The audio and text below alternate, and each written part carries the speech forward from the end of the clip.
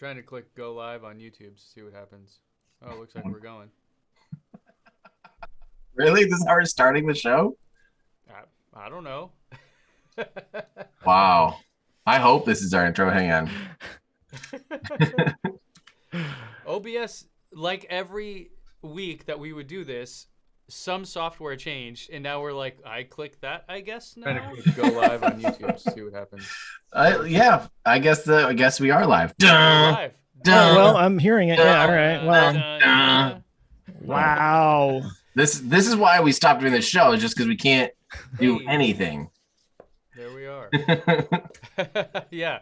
It took us 3.5 hours to get set up every week, which was way too much time.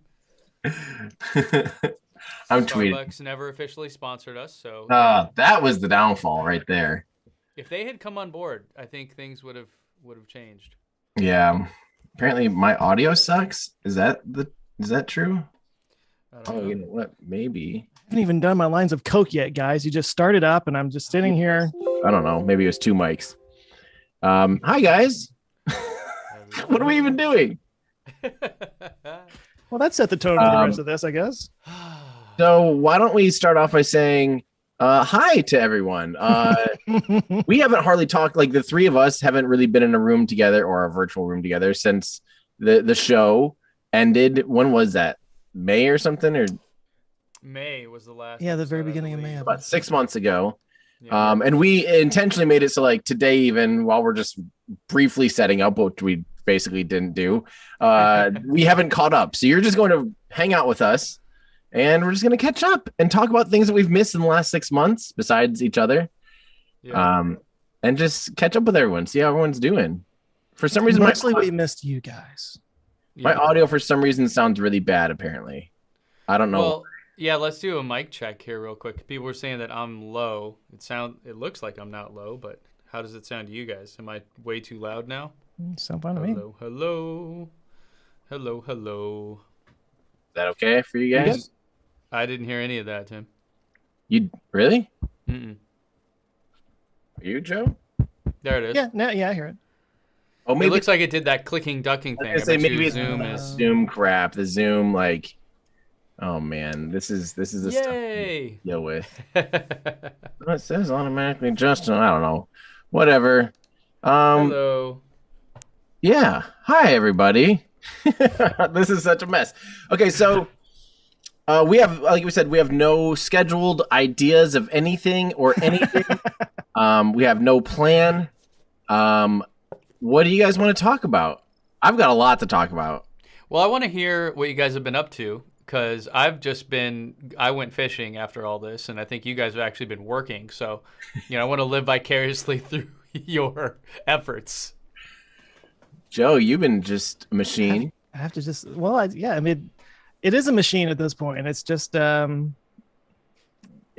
grind. I'm just putting out the videos. Yeah. I'm trying right now to get caught up for the holidays so that I can have a little bit of time, to get away from it.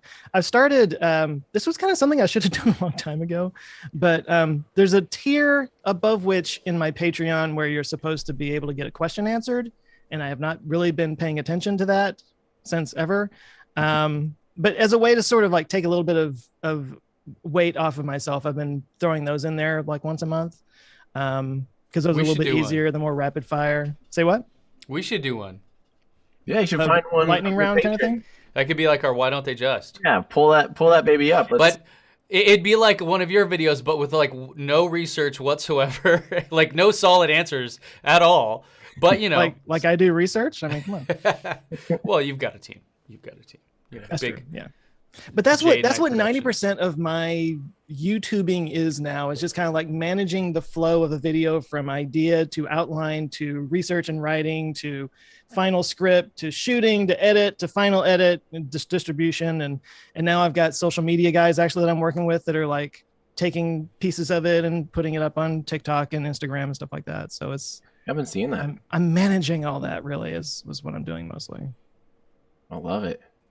Now you need to hire someone to do that so you can go play tennis more. Right. I do need to be playing tennis more.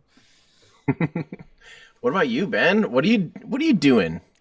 I'm playing golf with my son a lot.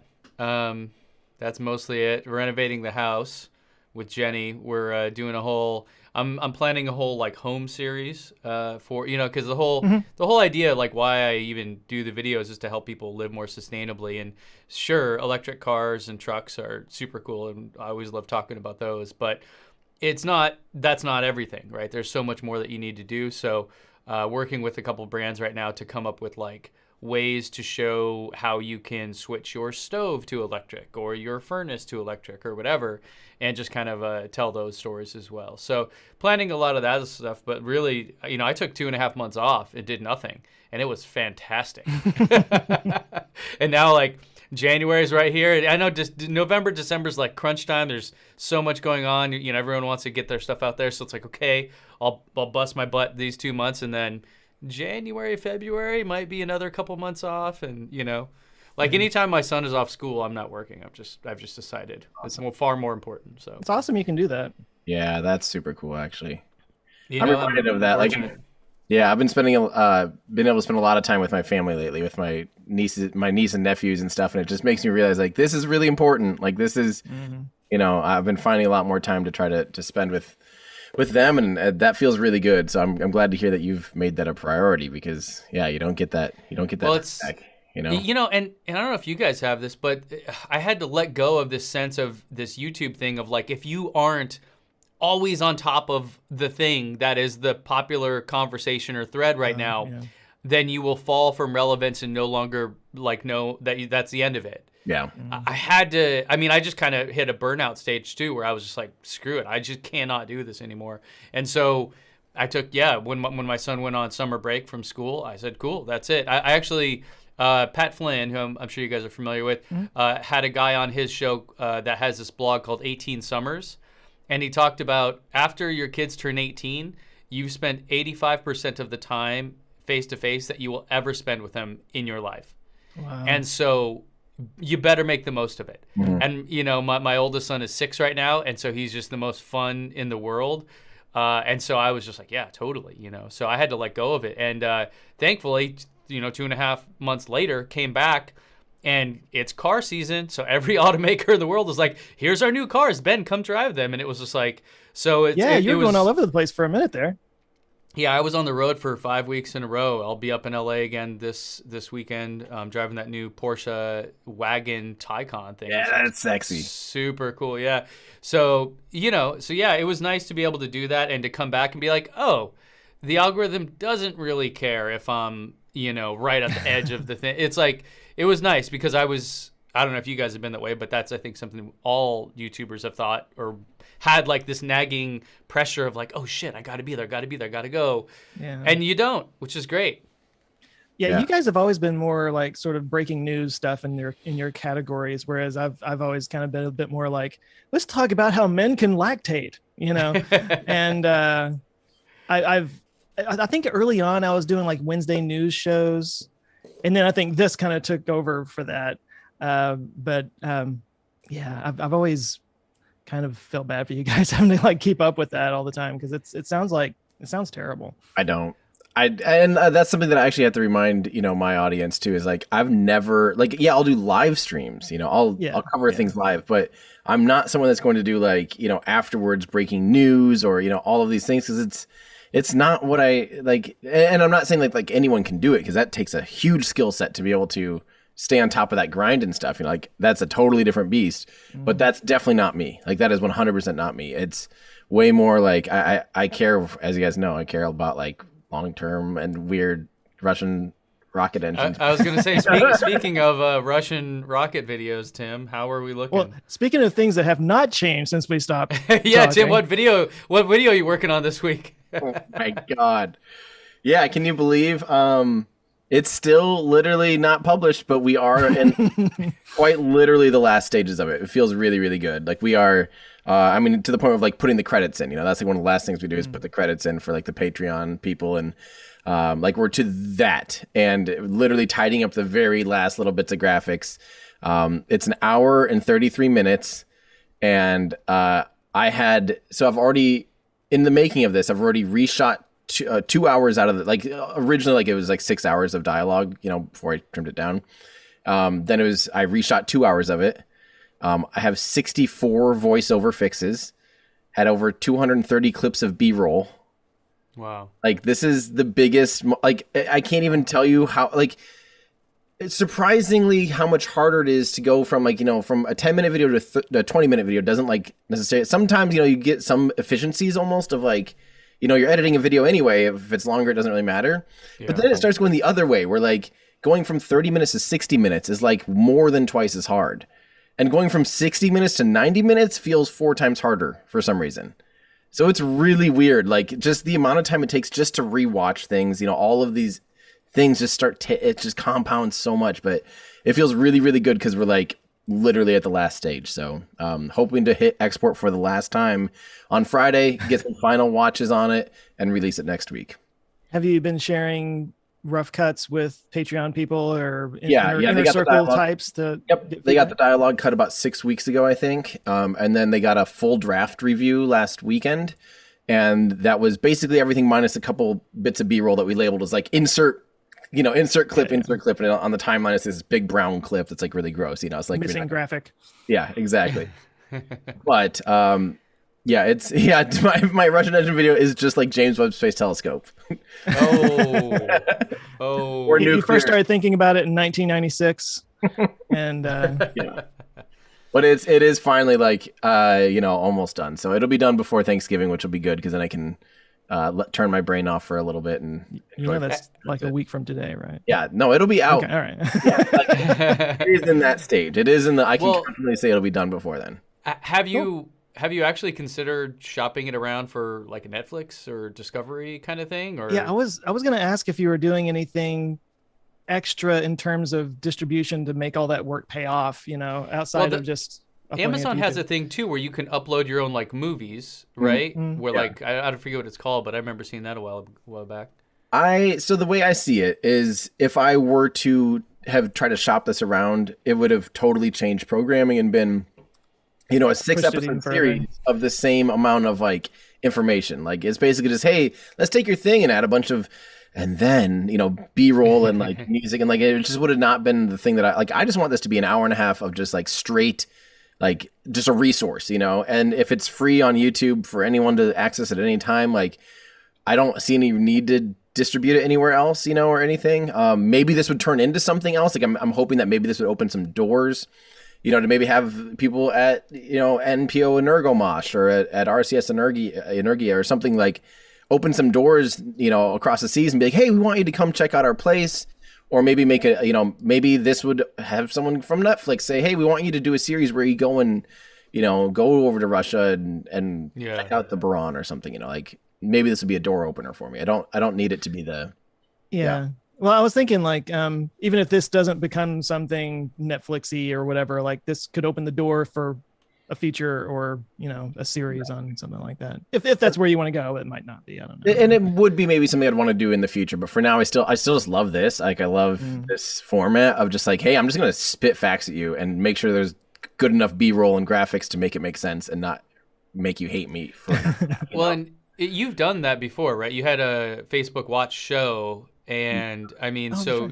You've, like, been through. I mean, this is the funny thing is, like, I feel like a lot of people that are on, quote unquote TV would probably rather be doing the way you're doing it, right, and saying, well, look, I'm gonna release it when I feel it's done, right, not when some studio or somebody else is like, hey, you have to do it and we have to shoot the promo and blah blah blah. Yep. So exactly. Like it's an interesting freedom that you get and that you've earned, by building up such a great following online. Yeah, I hope this. I don't think it's going to be financially, like, the amount of effort this has taken, and even just hiring research assistants, hiring people to do, like Casper Stanley has done 80 or something engine renders. Oh wow, cool! Like, every engine we talk about is rendered and, like, 3D and, like, on screen. So, it's not, I don't think it's going to financially pay off, but to me, it's, like, definitely, like, a passion project, and I think it'll just be a good resource for the future.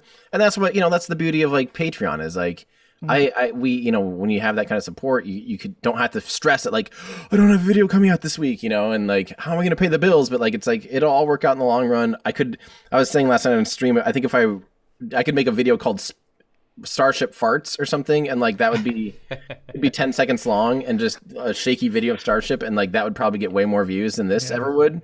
Right. And probably make more money, but that's not the point of Everyday Astronaut, you know. So yeah. That's awesome. Yeah. Yeah, I miss working on one project for a long period of time, like one big project, you know, like I did the feature film way back in the day.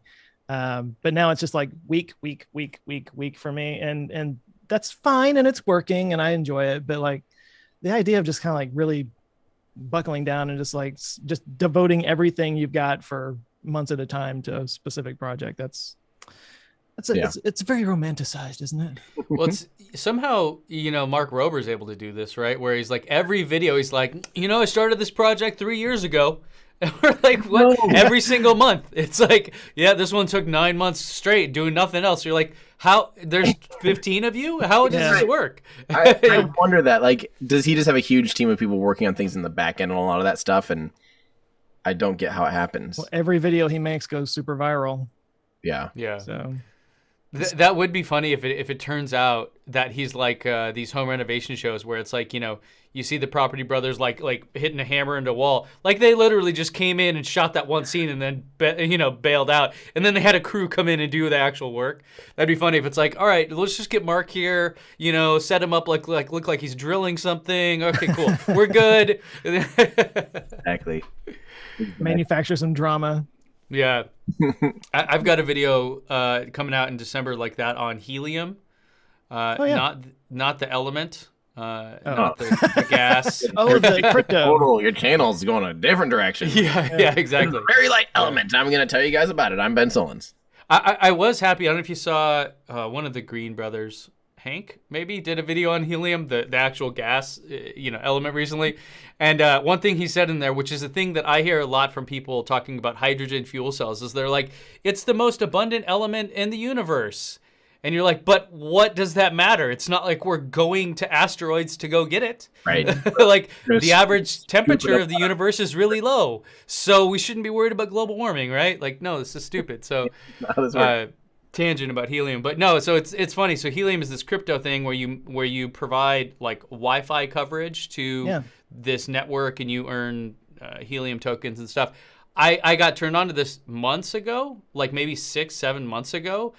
Did a little thing. I'm like, whatever. I don't know. I'm not going to do a video on it. And then started seeing more and more pop up. And now I have like a custom rig that I built with my buddy who's like a guru in the space on my house. And we've like changed locations. It's been like a Mark Rober, like, I've actually been working on this video for 6 months to collect data to show you what's what with this whole thing. So it'll be like a 40-minute long, video. Far less polished than what you're doing, Tim, but definitely like, No, but the long-term aspect of that stuff is like, that's the stuff, the stuff that people, that's, okay, so I actually saw this discussion on someone was mad that someone was doing made a 15-minute long video about a MacBook Pro, how much faster it is with this versus this. Like, why don't they just, put a tweet, like, it did this premiere in 10 minutes and did this in 8 minutes, and like, it's like, because they sat and did all the research, had to buy the MacBook, do all the stuff. Like, yeah, they're going to make it an entertaining package and put it out there. Like, it's free for you. Like, I don't get, and like, that's the value, is that this person went and did all the stuff that you aren't going to do yourself, or, there's a value. And so it's like, I don't know. It's funny because that's what it is. Like, you are going out there and doing the thing that someone else would have to spend 6 months trying to collect all the data for. And that's the value, and then you just package it in a video. Like, that's hopefully entertaining enough to make it through, That was the whole water panel thing that I thought was really bizarre, is because Thunderfoot had done some busted video on those water panels. And I remember I did my video. I'm like, well, they're on my roof, and I've been drinking this water for a year. You're like, what have I been drinking this whole time? Yeah, like, I don't... Is this a bird that comes and pees into it every night? Like I don't know, It's one thing to maybe make claims that you're like, oh yeah, that's definitely not going to happen. But that's another thing to be like, oh, this is complete BS. And you're like, but here's a dude that's doing it. I don't know what you're talking, you know what I mean? It doesn't quite add up. Yeah. I had somebody say something about how, Teslas, when they get over 77 miles an hour, they just explode. and I was like, How many times have I exploded and didn't realize it? It's like so provably wrong. Oh, I had a guy. So maybe we might have talked about this on the show before we wrapped. That there, I had some work done at my house, and the guy within minutes, walks in and is like, "You got a Tesla out there?" And I'm like, "Yeah." He's like, "That thing's worse for the environment than my truck, right?" And I'm like, okay, I'm not gonna. I don't know what to say. Yeah. You're like, oh, I didn't know you were such a big environmentalist. Yeah. Thank you for your concern. But then he goes on to tell me that, well, because my brother-in-law works on the windmills, and he says that those things run off of more oil than anything. And I'm like, okay, like it's not the wind. So what I did is I hit him with I'm like, I'm not gonna answer to this. So I'm like, yeah, I guess you're right. But the thing that I really like is like this thing is made in America, and it's has more torque than your truck, and it's just got really cool technology. So that's why I bought it.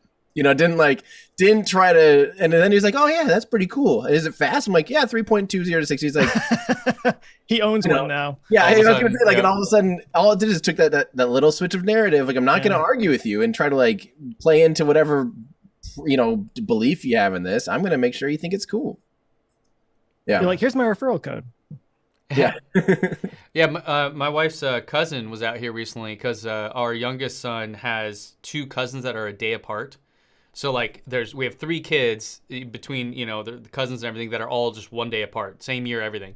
And so we had a big birthday bash out on the beach, and he's a truck driver. Big burly dude, exactly what you would expect for a truck driver. He is obsessed with Joe Rogan and Elon Musk and Tesla and SpaceX and everything now, just because he sits on the road and listens to these podcasts. And so I drove him around in my Model S, and he was just absolutely blown away. He was just like, this is the coolest thing ever. And he's like, him and all of his truck driver buddies all talk about it and stuff like that. Like this is really cool to see this stuff, because there are so many things, right? Yeah, you can say I'm saving the planet or whatever, but you can also say like, I don't give a crap. I just want to go really fast, or I just want to really safeguard or whatever. Like, there's so many ways that you can be like, oh yeah, like I don't give a crap about this, but this is why. And so, yeah, that's a good angle. Speaking of going really, really fast, have any of you guys ridden in a Plaid yet? Besides me? Did you? Yeah. I did a whole video on it. Yeah. That's right. Yeah. Yep. Joe, have you ridden in one yet? No, I haven't. Oh. What do you think? I mean, the word ludicrous describe Plaid pretty well. It's completely unnecessary and fantastic at the same time. Yeah. I just love that this is such a big smackdown, for the traditional cars. Like, it is just this is a 4-door sedan, and it's outperforming literally basically everything else in the world. That's just great. That's just great. My buddy Jake in Arizona actually has one. He got one, and so I kept asking about the yoke, because that was the only thing, because I drove it and they did a review and all that, and that was the only thing I was like, this is just dumb. Just give me a regular wheel, all the other little stuff. In my head, when I did the review, I rewound to us talking about it when it was announced. I think it was like in an earnings call footnotes or something. It was kind of a weird, like, oh, here's all these photos. And there were so many things. I'm like, I don't know about that. I don't know about that. I don't know about that. All is forgiven. It's all forgivable except for the yoke. That was the only thing where I was like, just give me a damn wheel. Right. But anyways, he's had his for a month and a half now, and he says, he's like, yeah, he's used to it mostly, but it was a rough adjustment, Just and then your hand slipping as you're turning and you can't grab, just or complete whiff. Whoop. Yeah, there's no wheel there.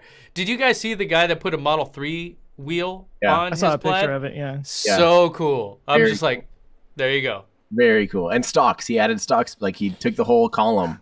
It is impressive. He had to run, like, the scary thing is, like, his steering wheel and everything's running through a computer to run code back to the Tesla. Yeah. Like, it's an intense project. It's not just plug some wires in. It's like, make sure those signals are doing what the Tesla thinks it needs to be doing. And, like, I wouldn't trust that for a car, for my vehicle, but make sure it doesn't have like a out of memory exception when you're trying to brake or something, or trying to turn. Even as simple as going into reverse or something, or drive, like, I don't know. Like, that's kind of scary. Now, I do say, I think from my limited experience and what I've seen of videos too, The one thing that I definitely would push back on is I think the fact that they'd use capacitive touch or whatever, or haptic touch, like turn signals and stuff, and a horn is the dumbest thing I've ever seen. Like, that is no excuse. Make physical big old buttons so that you can feel it and not have to look down or whatever. But also so you don't accidentally hit it. But then the horn. Yeah. Why can't the horn just be where a horn is? Yeah, I'm kind of surprised there aren't some kind of like safety regulations behind that or something. Because I mean, a turn signal is pretty important safety feature. Yeah, to let people. I mean, not that it doesn't have it, but it's it's different. And the horn to me was also like, this was just trying to be weird and different. There was literally, it did not save you anything. I understand if you take away the stocks, how it saves you, but the horn made no sense. Like, I guess if you cover everything, I did that. Yeah. Then it still does honk, but like, I'm not probably thinking about why? Why? Like, but that's one of those things that like, you don't have even half a millisecond to think about like, okay, how do I do the horn thing as I'm barreling toward this car? Yeah, exactly. Yeah. But overall, like, when it came out, we had talked about it quite a bit. I was really impressed with all of the updates to the Model S. But the one thing that I cannot forgive him on right now, I'm pulling this up. We are going into this. Ready for this? This bugged me. Let's see if it works. It might bork right there. Go ahead if you can try to share. I'll make sure it looks okay, because sometimes it gets weird. Let me get this pulled up because I just saw one on the streets the other day and I forgot that this was the case. Hang on, it's not showing me. There's one picture in particular that I know will like trigger me perfectly. Here we go. Trigger you the right way. The like wrong album title. All right, let me know. Let me know if you guys can see this. Can you see the tail light there, the white plaid on the right? Yep.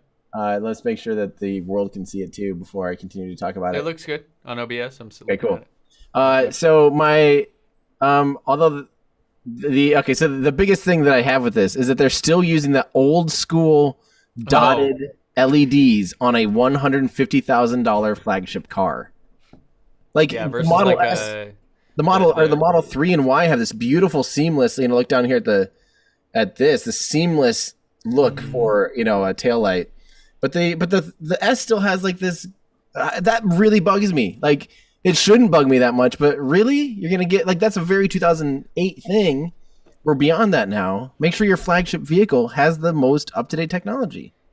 It is a big deal. You're right. The more I've gotten into, indoctrinated into this, like, car reviewer role or whatever, people talk about this stuff at length at all the car things I'm going to, because when I go to review the Rivian or whatever, I'm riding in the car with the dudes from Motor Trend and Car and Driver and Top Gear and like all the real car stuff, and they talk about all these little details like at length, and I look at it and go like, who gives a crap? Like, I want this feature, but to them, so yeah, I agree, man. That's something that seems kind of dumb because it's not like some far off technology that they don't know how to do.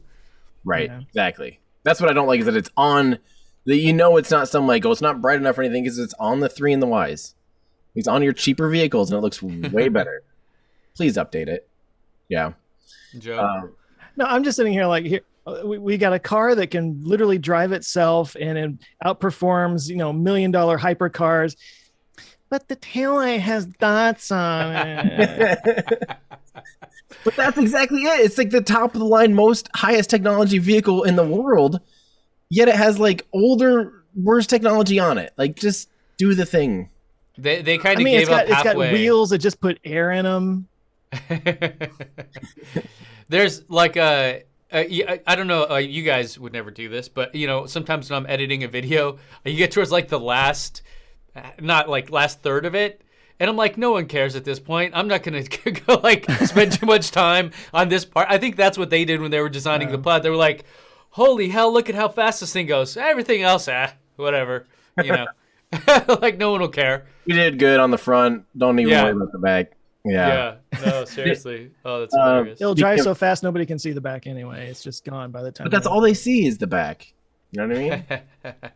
Okay, but that's okay. Better analogy. But it does get small. But hold on. Okay.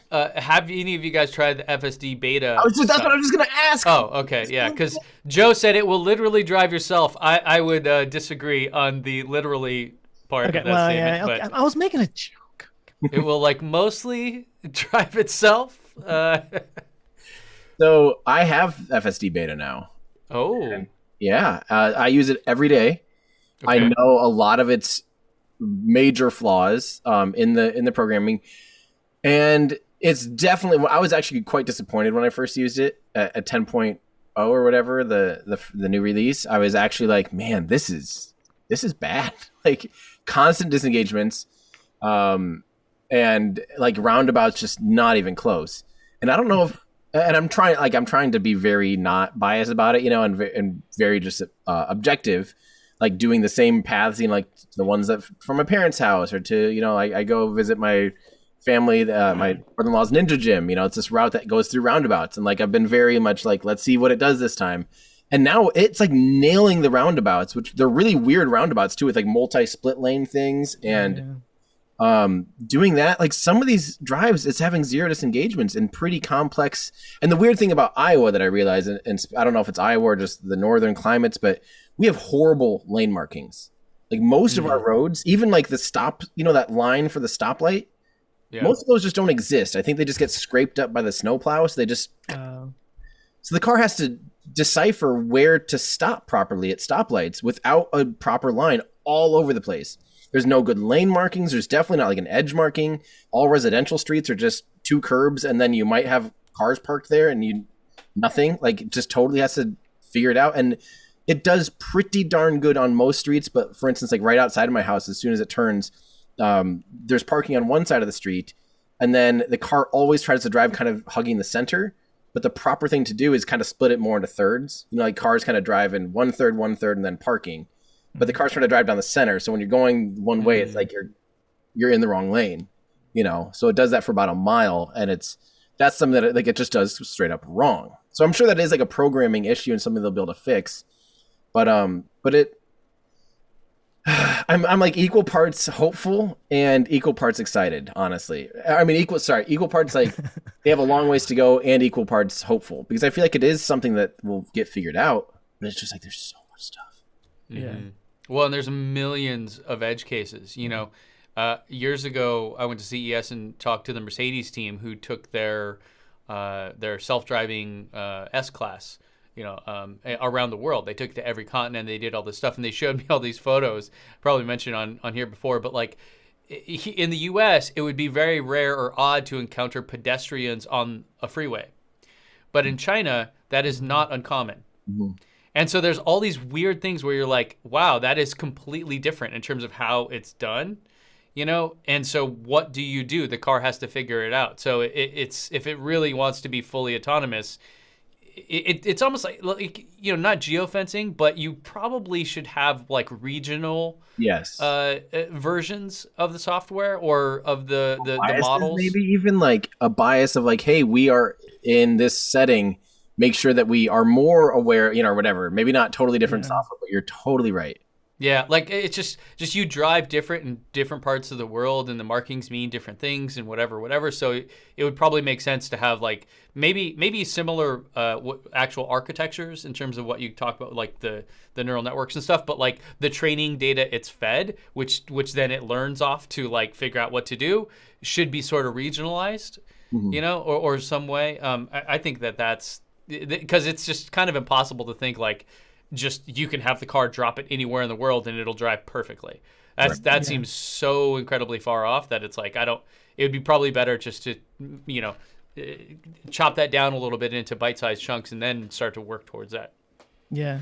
No, I mean, some places are more, I guess, pedestrian friendly or have pedestrian right away kind of situations. And it's funny, my wife and I went to Massachusetts earlier this year, and up there, like they will stop and let you pass if you're walking.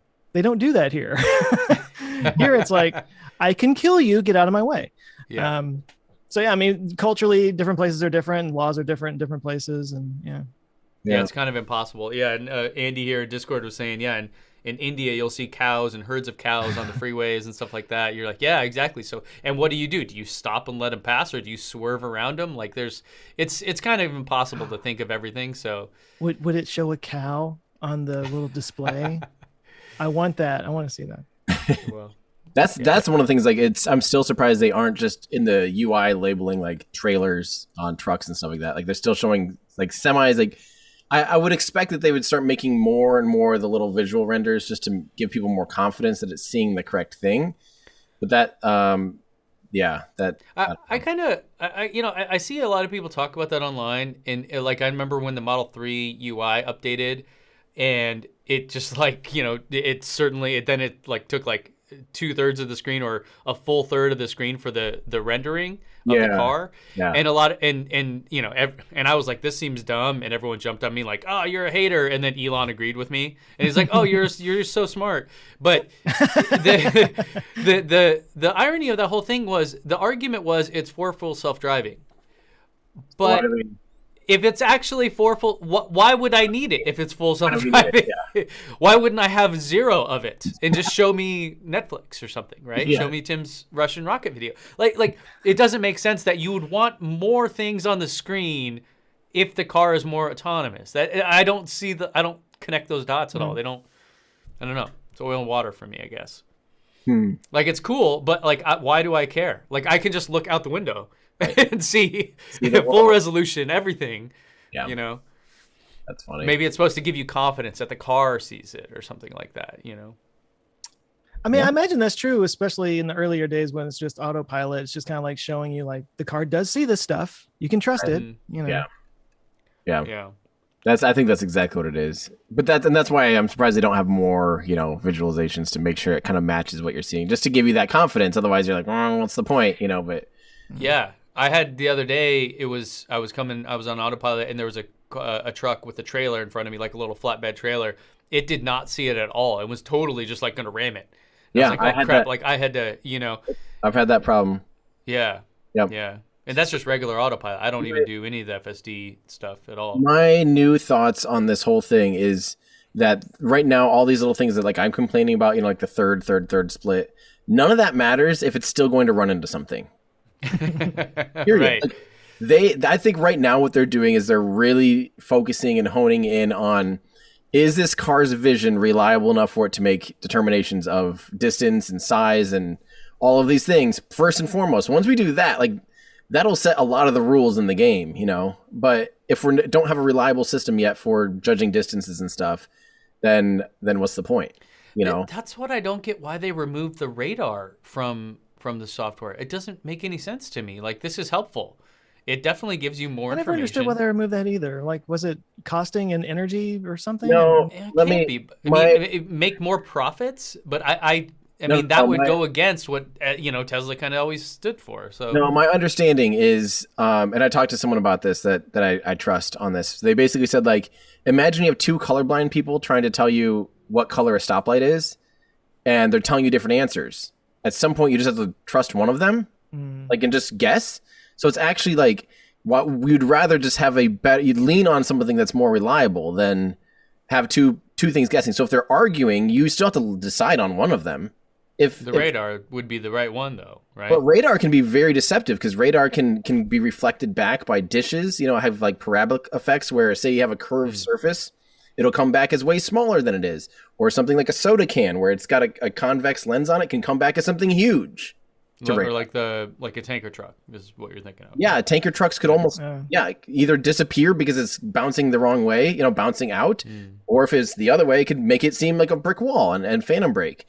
So radar is great in general for some very general things, but when you get down to the actual details, supposedly a lot of the false brakes and that stuff was actually from radar. Although, ironically, now we're seeing a ton of hypersensitive braking with vision only. But maybe it's just because they're, having to only rely. I don't know.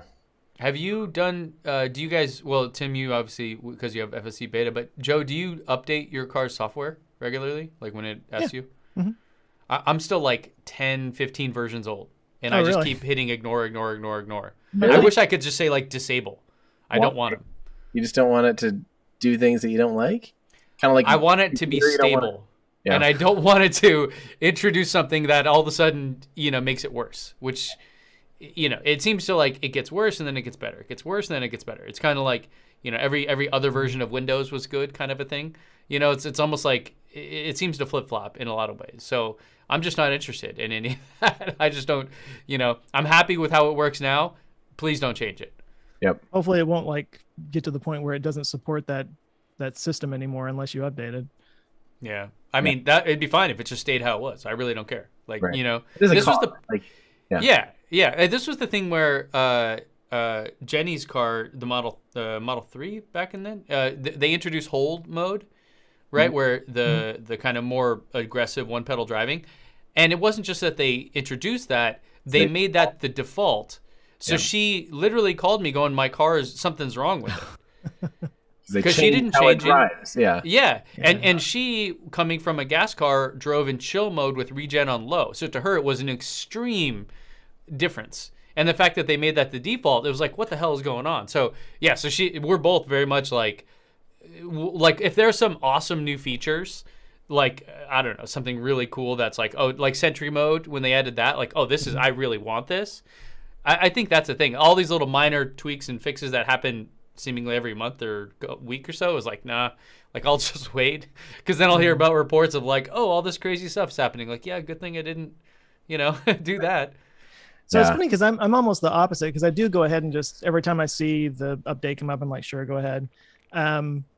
For the opposite reason, because I don't drive that much, like, at all.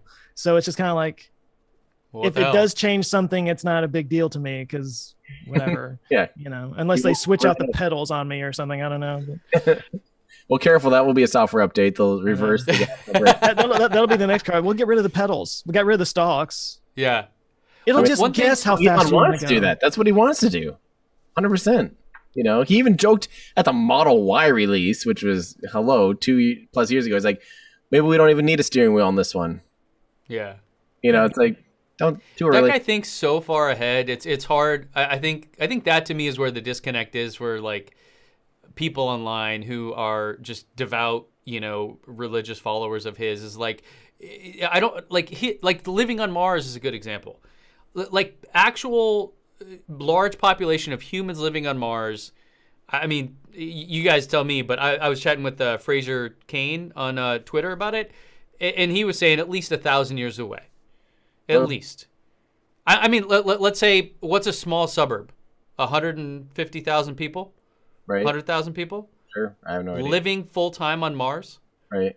I mean, just to get the people there alone, how long would that take? Let's build the infrastructure and the support network. I think 1,000. I mean, I'm just saying, like, so Elon thinks about, like, yeah, we got to go, like, multiplanetary, get on Mars, but it's like, dude, like, scientists spending time there doing things, that I think we can all agree is, like, coming soon. But like 100,000 people living there, come on, like that's like that's so far off, So when he says let's get rid of the steering wheel, you're like, okay, like, are you talking now or like? Yeah, is that like 1 to 2 years in Elon time is like 15 years in real time? I don't know, like, but I think stuff like that, like the vision is correct.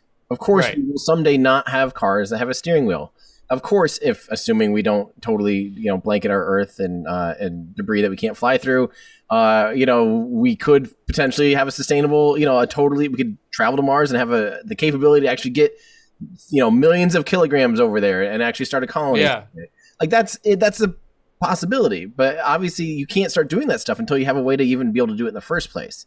Right. So I see full self-driving and like Starship and all that stuff in the same vein of like, you're not going to get there if you're not trying. And if you have it as your end goal, hey, we want to sell cars without steering wheels, like you better be trying really hard to get moving in that direction. And same with Starship. Like if you're going to actually do this, you have to have a fully reusable launch vehicle with hundreds of tons, to low Earth orbit capable. You better start doing this. You better start pushing those buttons to make that happen. It's partly, I think that's why a lot of people have such a devotion for him, is because he is thinking long term. He is like saying all these things that science fiction has been talking about all these years. He's kind of like, well, let's just do it, and so he's pushing that forward. And I think that's exciting for a lot of people. But it's also, let's be honest, a smart business move. if that's where things are going, well, then how about my company gets out there in front of everybody else and Does it first? and becomes the monopoly on that, Yeah, 100%. So one thing real quick, just one thing on the autonomous stuff that I saw this morning that was super interesting. I was completely shocked by who it came from. Was Honda has this thing where they have, and I think this is the kind of thing we are going to see more and more of very soon. They have this autonomous work vehicle or something, like AWV they call it. And imagine like in the NFL when a guy gets hurt and they like bring the cart on, like those little golf cart kind of things. Imagine that, but no steering wheel or anything. And it's open on the top, and they're at this solar farm, and they're like just loading up stuff in it, and they just like hit a button, and it just like goes off because they have like 1,100 acres that they're doing this solar farm on. And so it's like, yeah, we need to like get these supplies over to there. Instead of having a person drive it over there, we just have a little like autonomous vehicle that just runs it over there. That's a great use case for that. These are the things I'm like, yeah, like 100%. We can be doing this today all over the place. Or like an airport shuttle where it's on a confined thing. It only goes 15 miles an hour. Like, I think like we're going to get there.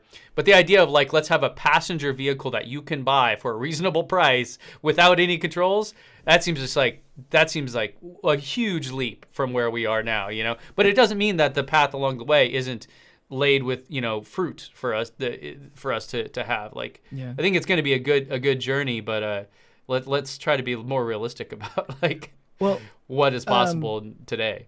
That dojo thing, is that something they're still building, or is that something that's up and running right now? Do you even know what I'm talking about? Well, the big supercomputer, the AI supercomputer that's supposed to dojo. Yeah. I don't, because there's a thing in Python, which is a programming language called Dojo that's been around forever. And so I remember saying Tesla Dojo, and I was like, is that they're like getting into Python? Like, I don't. Well, they're inventing Python now? I'm like, this has been around for a while, guys. Well, okay, so Trevor is saying they have the chip design done, but it's not in operation yet. So I did a video, I think it may have been one of those lightning round videos where I was talking about the future of autonomous cars and how long I think it'll be. And I was saying it was probably going to be 20 years before it was commonplace. I wasn't saying like it'll be 20 years before we have something that can do it, but until like the majority of cars on the road are autonomous and that kind of thing. That was my prediction anyway. But I had somebody come back and they were like, this whole AI dojo thing that they're building is going to sort of hyperscale it, and it's actually going to happen way faster than you think because of that. Great. But I don't know much about it. That's just a comment that I got. So anyway. Yeah. I hope so. Yeah. I think it'll be great. I don't know if it'd be really cool to see what actually comes of it. Like if we could snap our fingers and fast forward to that, because one of the things that I've heard people talk about is like there'll be less cars on the road. But if you look at like what happened with Uber in New York City, that was the same promise, and it didn't work out that way, right? No. So I think like we don't know, right? Is the answer? It's like let's all work towards it, but like let's not be overzealous about what we believe the outcomes are going to be. Yeah. Like let's be open about what could be, Yeah. The whole there'll be fewer cars on the road thing, I've never understood that, because I mean there's still the same number of people that need to get around, and as long as there's only one or two people in each car, unless everybody's taking a bus, unless there's like a mass transit situation, that's what gets more. That's how you reduce, yeah. Like, yeah. And maybe Tesla will have a big bus thing that'll just drive people around. I don't know, but in a tunnel. Yeah. Oh yeah, there's that. Oh wait. I'm firmly believing that the whole Boring Company thing, like the stuff we're seeing in Las Vegas, I'm putting my bet out there that by the end of 2022, there will not just be regular Model 3s and Model Ys down there, that there will be a dedicated people mover. Hallelujah. That's my specifically in Las Vegas. Yeah, or like in future like Boring Project things. I just think that makes like all the sense in the world. But isn't that just a subway? Sure. But it's cheaper, and if it's like maintainable, like Tesla, and I did a video. I did a video on this. I think it was actually at the Boring Company event, and afterwards it was just like I remember looking at it, going, okay, if you can build these tunnels 10 times faster, 10 times cheaper, all that, great. That's a great business right there. That's it. That's all you got to do. Let people that have been making the other aspect of it, actually getting people through there, for however many years. Have them do that, right? And in the end, you have an actual solution where you have cheap mass transit, which achieves all the goals, right? It reduces emissions, it reduces traffic, it reduces all those things. But putting like a single car through at a time seems kind of silly. Like now it is what the media claimed it would be, which is just like a private road for rich people. And it's like, okay, the whole, what about inequality and blah, blah, blah. Like but yeah, if you're, I really hope to God you're right, because that would make 1,000% sense. Right now, I remember looking at it going, huh? Like, this doesn't make any sense at all. I think it's meant to sort of be a test bed and to sort of prove out the idea, or a proof of concept, I guess. Yeah. You know? But if you can put these autonomous like people movers through there, dude, that would be a huge win. That'd be so awesome. But is the Boring Company really doing it faster and cheaper than I mean, I don't know. I'm asking. That's what they claim. Well, their bid for instance, downtown Chicago to go from O'Hare to downtown was, I believe, literally 10 times cheaper than the next proposition. So, yeah, and it's just because of their mechanical sandworm that they built that makes bricks on the way out. It like poops bricks behind it as it goes through. We all watch Dune. There's nothing that can, bad that can come out of this. I did see Dune. So yeah, I do believe that it is a cheaper solution, and they're still working on speeding it up and making it faster and cheaper, and just that whole thing. Yeah. Speaking of faster and cheaper, how's that? Tim's got two speaking of so far today. he just dropped right back into the groove. We're everyone both has over here to like, drink how do every you time do the says. thing?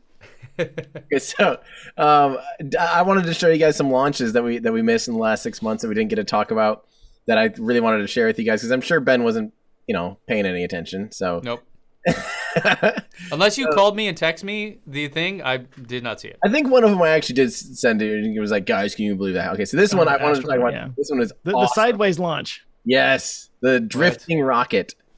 So this is recorded by our friends at NASA Spaceflight, who were the official live stream of Astra's launch attempt. Let's go. Look what happens. This is at AstraZeneca. Is that what this is? No, this is in Alaska, Kodiak, Alaska.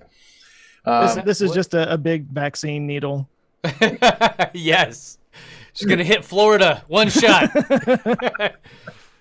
But yeah, notice that, when it took off, it did something that's unique to most rockets, which is there's a little opening in the gate. So it let itself out of the gate and then it mowed the lawn with rocket engines, did a little excavation there with dirt.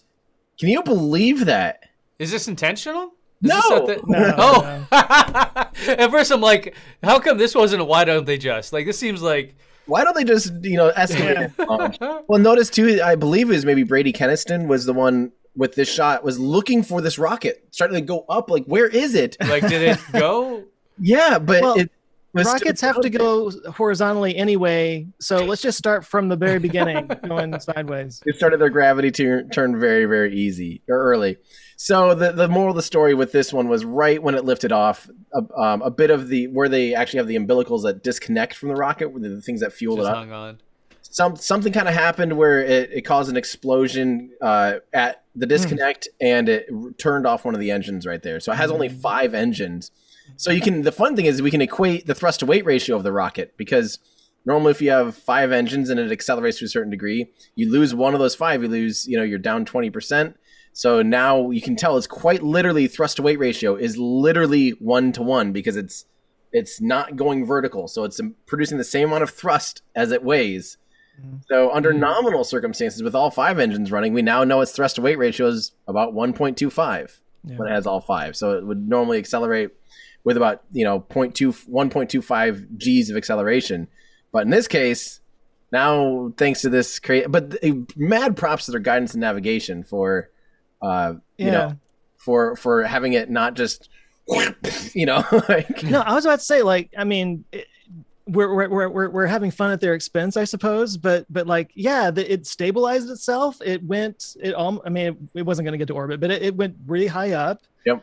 And then they terminated it once because it got outside of its flight envelope because it was underperforming. But yeah, like it. I mean, that was kind of a win as far as I'm concerned, especially for their first launch. That's the thing though, is their sixth launch. Well, see that. Okay, that's a massive failure. So, Well, I think that's the only disappointing part for them is their previous launch attempt got so close to orbit they were only 500 meters per second short out of 7,500 meters or whatever. So they were like almost to orbit. They had stage separation, all this stuff happened, and then this one like they didn't get nearly as far as the previous one. So okay, I thought it was their first one. So no. Step backward. Now, how big is this thing? Is it like a Electron size? It looks pretty small. I think it's actually smaller than Electron and has even less payload potential than Electron as well. So, yeah, they're actually on the pad, I think, as we speak, and I think they're going to be launching maybe tonight again, if I recall. Let me look. I believe it's like tonight or something. I hope that our friends at NASA Spaceflight does cover it again. Yeah, they're going. As of the latest, they're going tonight at 11 Central, so 9 for you, Ben. We'll see if they make it. So, yeah, I will not be awake. Sorry, 9 o'clock. Yeah. it's way past my bedtime. I've got kids. That's almost Jimmy Fallon time. Is that guy still around? Oh, I don't know. So, Yes. Speaking of first launch attempts, though, this is the other one I was really excited to share with you guys. Is I got to be the official launch provider of a rocket company's first launch. Oh. So this was this was Firefly. Sorry, we just talked about Astra. This is Firefly. I wanted to point out right away on this shot, you guys can see they gave us something of a real treat. So a while ago, I covered a Chinese launch where we found a trench cam. It was actually a camera that like looked down the flame trench. We were like, trench cam, this is amazing. And we had asked for like, hey, could we get trench cam? And they're like, yeah. We're like, then we also got this one, which is looking up the engines. Like, come on. Can we pour one out for the cameraman that got incinerated shooting that? I was gonna say, how does the camera survive here? The GoPro's really that great? This is likely a camera inside of a totally separate housing, and they just let the housing melt, basically. But yeah, we have trench cam on the right and an engine cam on the left. I mean, it was pretty insane, honestly. So this is the Firefly Alpha. This was their first launch attempt ever, and they actually got it off the pad. So this is the crazy thing is they had told us that they were going to be doing this launch like 6 months ago or something with the date of September 15th or whatever it was. Look how excited Tim is in that video. I couldn't believe it because it was their first ever launch attempt ever. Like they didn't. I must have been confusing the Astra thing with the Firefly, which is why I said that earlier. Yeah. I'm just so this was like it was insane that they set a date like months in advance and then that never happens in spaceflight. So I was just shocked, literally my jaw dropping. It was like they got a rocket off on the first time in their launch window, their first launch window, like just crazy. Now, unfortunately, the vehicle about 15 seconds into flight lost one of its 4 engines. And we didn't know this at the time. We were just like, it just looked like it was still chugging along, no problem. But because that engine shut down, when it got around max Q, where you're starting to have the transonic region of some, parts of the airfoil or airframe are starting to experience supersonic speeds and transonic speeds. Since they only has 3 engines to work with and they only gimbal in one direction, you lose a lot of your control authority. And unfortunately, the rocket just, as you'll see here in a second, tumbled. Now I should definitely pull up Jack Byers' shots from NASA Spaceflight because he was there recording live locally instead of a live stream like we had. We had just kind of their webcast downlink, so it wasn't their like webcam downlink, so it wasn't the most reliable connection. But insane to me that they made it this far and proved out so many systems on their first attempt. And hopefully the next one can go a little bit better, but super cool. Where was this out of? This is out of Vandenberg in California. Gotcha. And this one's a little bigger. This one's actually a lot bigger than like Astra's rocket. I wish these were to scale with each other. Because it's Falcon 9 size, but it's about half the size of Falcon 9. It's a big rocket. Like for a small sat launcher, it's a big rocket. Let me see. I think the scales on these two are actually quite similar. Hang on. I think they say on it. Tim's got props. They do Show not. and tell time. Actually, I think Electron's about half the size of that even. I know its diameter is definitely about half the size. So, yeah. Anyway, right about here, I think it starts doing a cartwheel, and then goes kaboomy. Mm-hmm. Yeah. Pointy end, not up. And Pointy end everywhere. exactly. So, yeah, that was one that I was excited to talk about just because it was such a cool. And those were back to back, literally within like 1 week of each other. Those two launches happened, and both of them were some of the most spectacular launches I've ever seen. Like the Astra one going sideways, that was the craziest thing I've seen. Yeah. This one doing a full cartwheel was about the craziest thing I've ever seen. Like it was just insane. Firefly Alpha. I'm just gonna look it up and pull up. Well, you'll have to. Where are we at with Starship? Is that thing gone to orbital yet? Starship. Yeah, I love how you built out that whole studio down there, and then they haven't launched anything since then. Really? It literally. Time to sell. Yeah, I'm going to pull up Jack's video here quick. I hope that Jack doesn't mind me sharing this on our show. Remind me again, NASA spaceflight is not related to NASA. Correct. That is so crazy to me. Because you can't copyright NASA, is that the deal? Yeah. Or it's not copyrighted? Yeah. Is that true for all government agencies? I think so. Could I have like the CDC news channel? And it just be completely unrelated, you know? Huh. Dang, that is an amazing shot. That is an awesome shot. Yeah, isn't that insane? Yeah, so Michael Baylor and Jack Byer were both there covering for NASA spaceflight. And I mean, just this cartwheel is like the craziest thing ever. Watch this again. Just it is so insane. I can't believe it held up at first. Like it did a full-blown cartwheel. Whoops. Like at max Q. Wait, is it actually trying to right itself there? It is, and it's just totally flailing to do so. Yeah. Flailing. And then and then that one part yeets out the top there. Yep. So I mean, and genuinely, I know it looks bad, and you know it's not the ideal thing, but that was still a really impressive first go at it for an orbital launch attempt.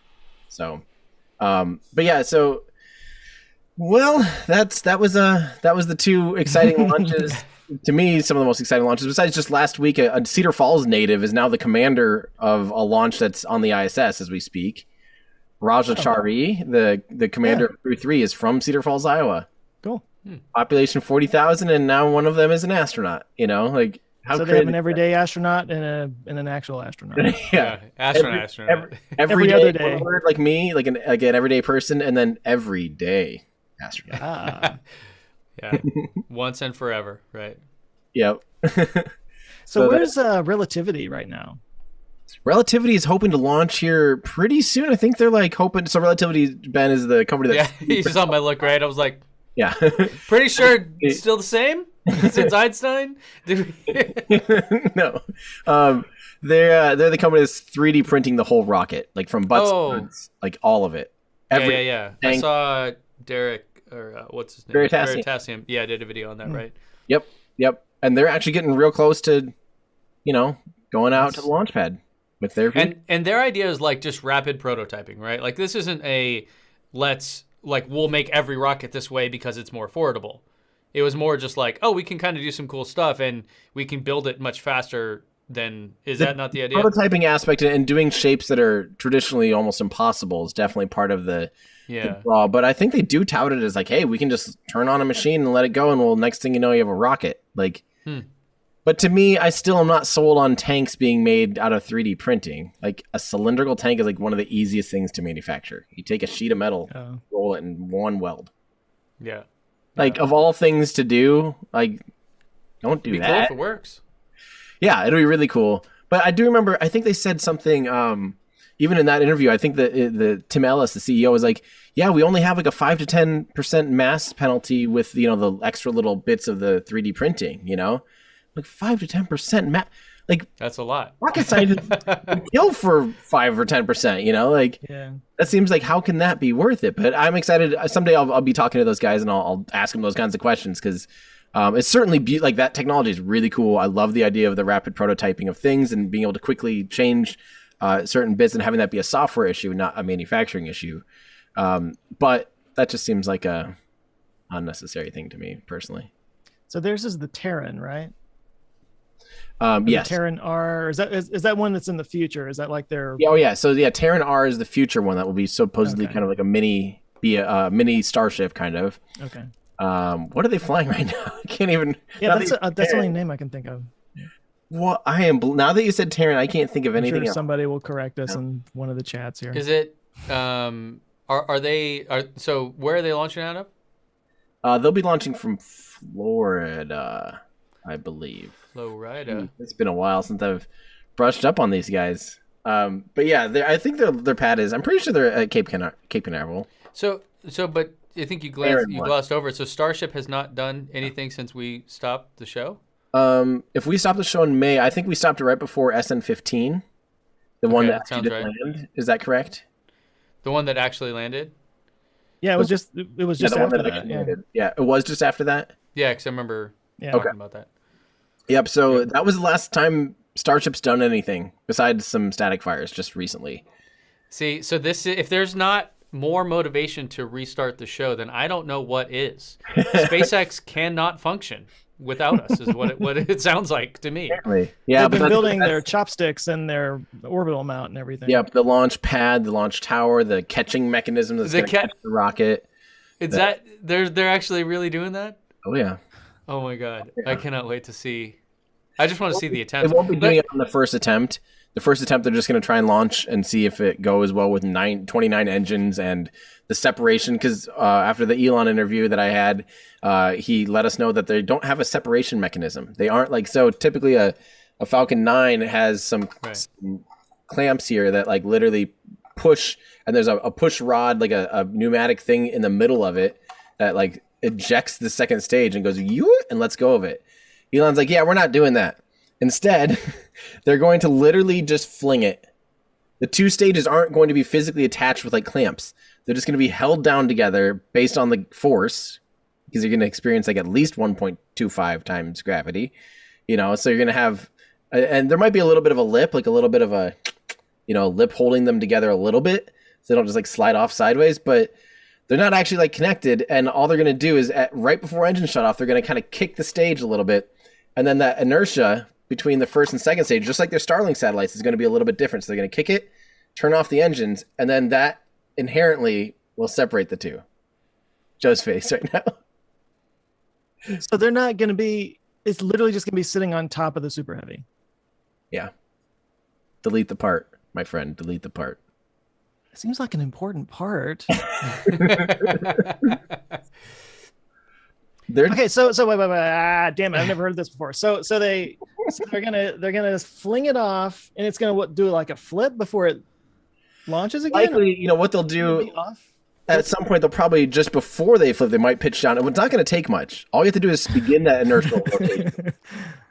All you have to do is begin that inertial rotation. So get it moving first. Starbucks. And then the two pieces of it will have different centrifugal inertias, right? Because they're spinning. And so they're just, it might not be much. Like you might only spin about 10 degrees before they're separated enough that the Starship can go and start firing its engines. And then the Super Heavy booster can use its thrusters to kind of reorient and do its boost back burn and stuff. Well, so it has to use some like cold gas thrusters or something just to create enough of just a little something to get it away from it and have it. Shouldn't have to. Yeah. Okay. So that like sounds insane.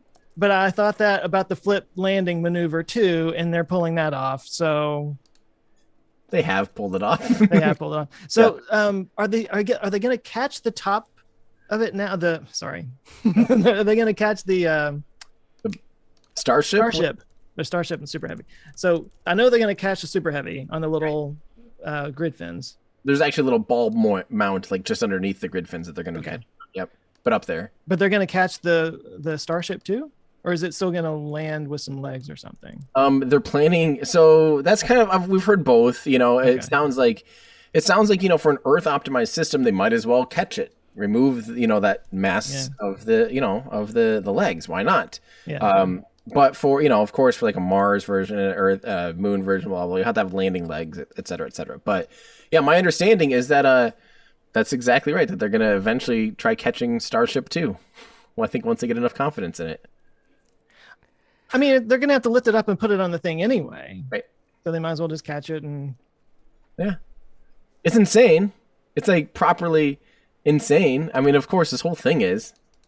So when they land on Mars, they're going to have to like build a big launch mount on Mars before they Yeah, no, I'm that's imagining that one had to have some legs. right, exactly. So that's what people like keep. I've been touting this for a while that we'll see variants of Starship. Yeah. Starship is like an idea. It's almost like a new type platform. of vehicle, yeah, like a new platform. Yeah. And we're going to have optimized versions for different tasks. It's not this one size fits all thing. It's not going to try to be the F-35 where I guess it kind of is in a way, but yeah. Probably less expensive. Yeah, it is and it isn't. But So do they have the super heavy booster ready? Is that like set up, existing? it exists, yeah. They rolled it out at the end, was that early August? They rolled it out and they actually stacked Starship SN20 or S20, sorry, Starship 20, and Booster 4. They stacked them together with 29 engines on the booster, Whoa. 6 engines on the upper stage. I mean, it was a massive, beautiful feat. Let me just pull. And wasn't it hasn't- while it was stacked the single largest rocket ever assembled? Yes, Even though it did not take off, obviously. right. Hang on, while this is playing, I'm just going to show you some B-roll from Cosmic Perspective because they have this definitely helps show off what it looked like. I mean, this is like the most bonkers thing I think ever. At least that I've witnessed. Let me pull this up because I forget that Ben just Ben's not out there without us telling it to him face to face. He's not going to be paying attention. But yeah, this is from Mary Liz Bender and Ryan Chalinsky from Cosmic Perspective out there filming. This thing is massive. It's really hard to remember how stinking big this thing is. And they lifted it off of this mobile platform here. And you get these beautiful engines. Look at that. Like, It's insane. how absurd. So when they're done with it, there'll be covers on all of the engines and basically you'll see the nozzle sticking out. So it really is a treat to have footage like this where you see the innards like this, I personally, this is a personal bet. I have zero. Again, I don't have any like insider information. I'm not going to be at all surprised if by the time they actually go for a launch attempt, that they do not use B4 and they do not use these engines and they don't even use S20. Like I would not be shocked because we've seen that before. Where they get a vehicle like done or something, and they're just like, you know what, change of plans totally.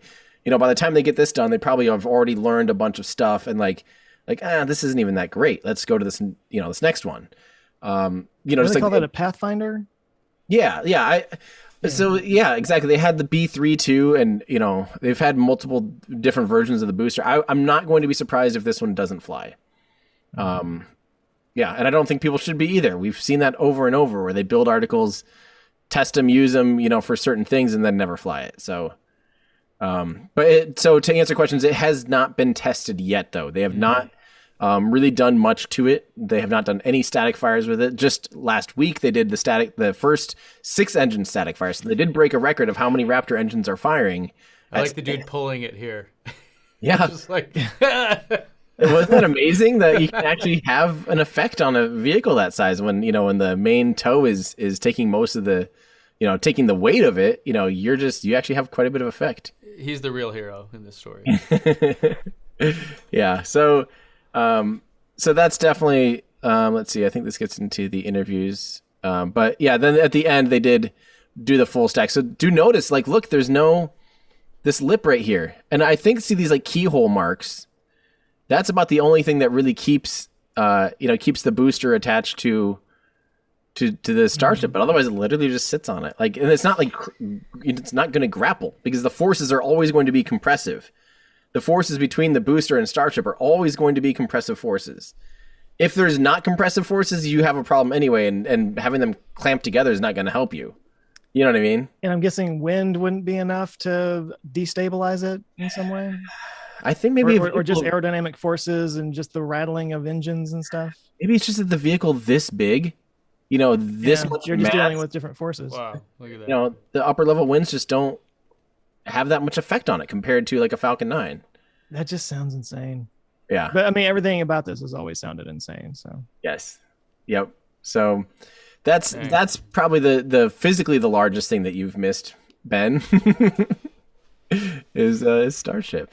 Yeah. Dang. That's awesome. Well, you guys want to take a quick break and come back for some more fun catching up? Yeah. okay, Yeah. let everybody else take a break too. Yeah, we'll be right back. Make sure to mute you guys self so we're not hearing you pee in the back of the Don't tell me what to do.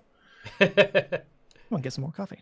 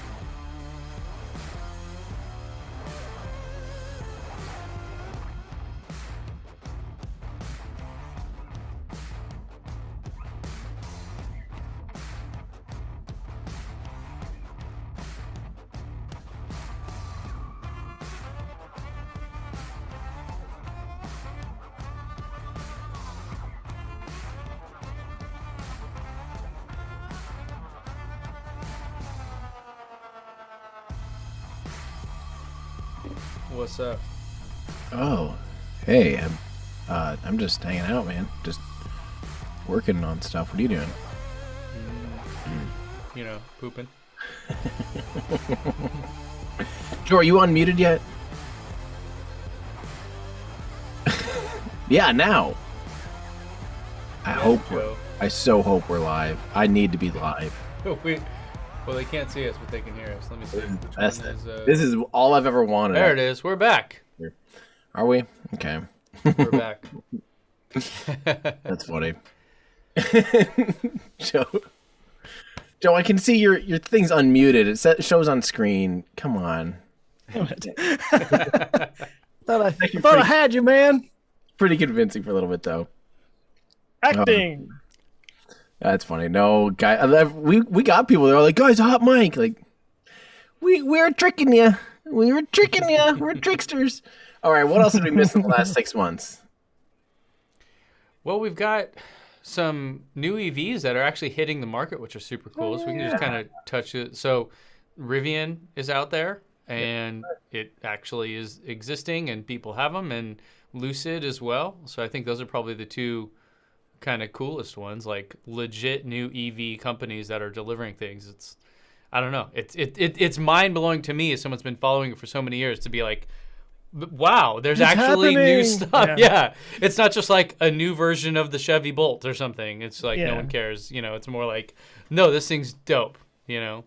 So what's your opinion of the fact that Rivian had? I guess they went on an IPO and they're worth like 100 billion now or something. Like, is that ridiculous for a company that's only delivered like 150 cars or something? But I mean, obviously it's for future. But you know. It's all ridiculous, man. I mean, it just shows more and more my whole thesis that the market is completely disconnected from reality. I mean, even Tesla, you know, I mean, Tesla obviously delivers tons of, and is a very legit big like player and has all this great stuff. But should they be valued at over $1 trillion? I mean, I don't know. You know what I mean? Like none of it makes sense, really. To me, it's just further proof that, you know, it's just rich people playing, you know, plucking at the strings and trying to make the world do what it wants to make them more money. Yeah, I mean, world biggest casino. I'm stoked that they have that valuation, which means that they should have money to like succeed, build more factories, and do more things.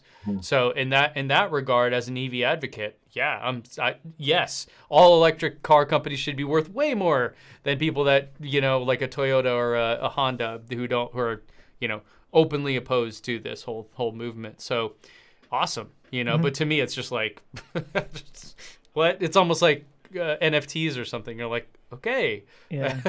But isn't it funny how like advocates of EVs, and you're probably included in this, have just been like pounding your head against the wall for 10 years trying to get people to take this seriously, and now it's like suddenly everybody's like, this is amazing, this is the best thing, and it's like this financial play now to profit off of it. And it's kind of like almost the same financial forces that were keeping it at bay this whole time are now like causing it to explode. Yes, that's a good way to put it. Is that an accurate statement? That's perfect. I have that same like kind of frustration. It's like, where were you guys 30 years ago when like, I mean, granted, I think one of the big moments, the things we need to keep in mind is like, some of this wouldn't have been possible without lithium-ion battery technology improving so vastly in the past 10, 20 years. You know, like that has changed a lot. You know, look at even at early Teslas, they weren't that compelling, you know, with a large battery pack, you know. And so, you know, and that's kind of that thing that Rocket Lab rides that same trend, is like lithium-ion battery industry is one of the most competitive industries on the planet because everything uses lithium-ion. So therefore, applying that same technology to cars, you kind of get to sit back, let all these vendors fight each other over making the best battery pack, and you as a company actually get to reap the benefits, and as us consumers reap the benefits of you know, cars getting better and better and better, you know, each generation. So it's so exciting that we have like more options that cater to totally different buyers.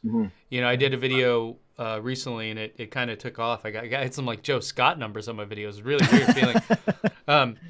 And I was just looking at the 3 electric trucks. I'm still trying to get Tim Dodd numbers, by the way, but go ahead. Aren't we? Let's not, you know, don't worry. 1,000 years, you know, that's our timeline.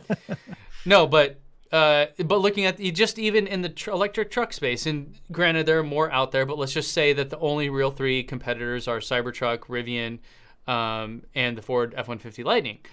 I look at those as very distinct products. They really are, you know, and I love that. Of course, everyone has their own preference, and they all joined in the comment section to say why I'm completely wrong about my opinion on which one I like. Yeah. But whatever, all good. To me, it's just so cool that there are so many different choices out there, and just more and more coming every day. So if that means that people like Fisker get $10 billion valuation, and it's basically just a 3D rendering, sure. if that means we get more options out there that are going to be legit, then awesome. You know, it does feel a bit like the .com bubble in some sense, of like, oh yeah, here's this like there are companies that are legit taking investor money that have nothing more than a 3D rendering, and you're looking at it going, guys, you have no idea how hard this is. The biggest automakers in the world are struggling. Like Volkswagen has a hard time doing this. Mm-hmm. You know, Mercedes has a hard time doing this. People that know how to make cars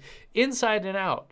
So what makes you think some random dude here with like a little thing he bought on Fiverr is going to work?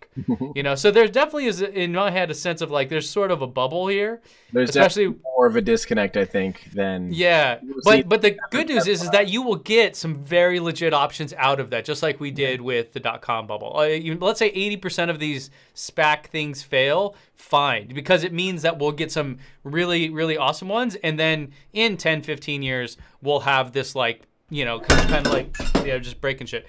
So excited I am. How did I move my microphone and move something off of your desk? How did I do that? It literally looked like you like knocked a water bottle. We're actually in the same room. That was really weird. That actually freaked me out a little bit. Because I'm like worried I'm going to make a lot of noise when I do this, and then you like clunk, and I'm like, what did I do?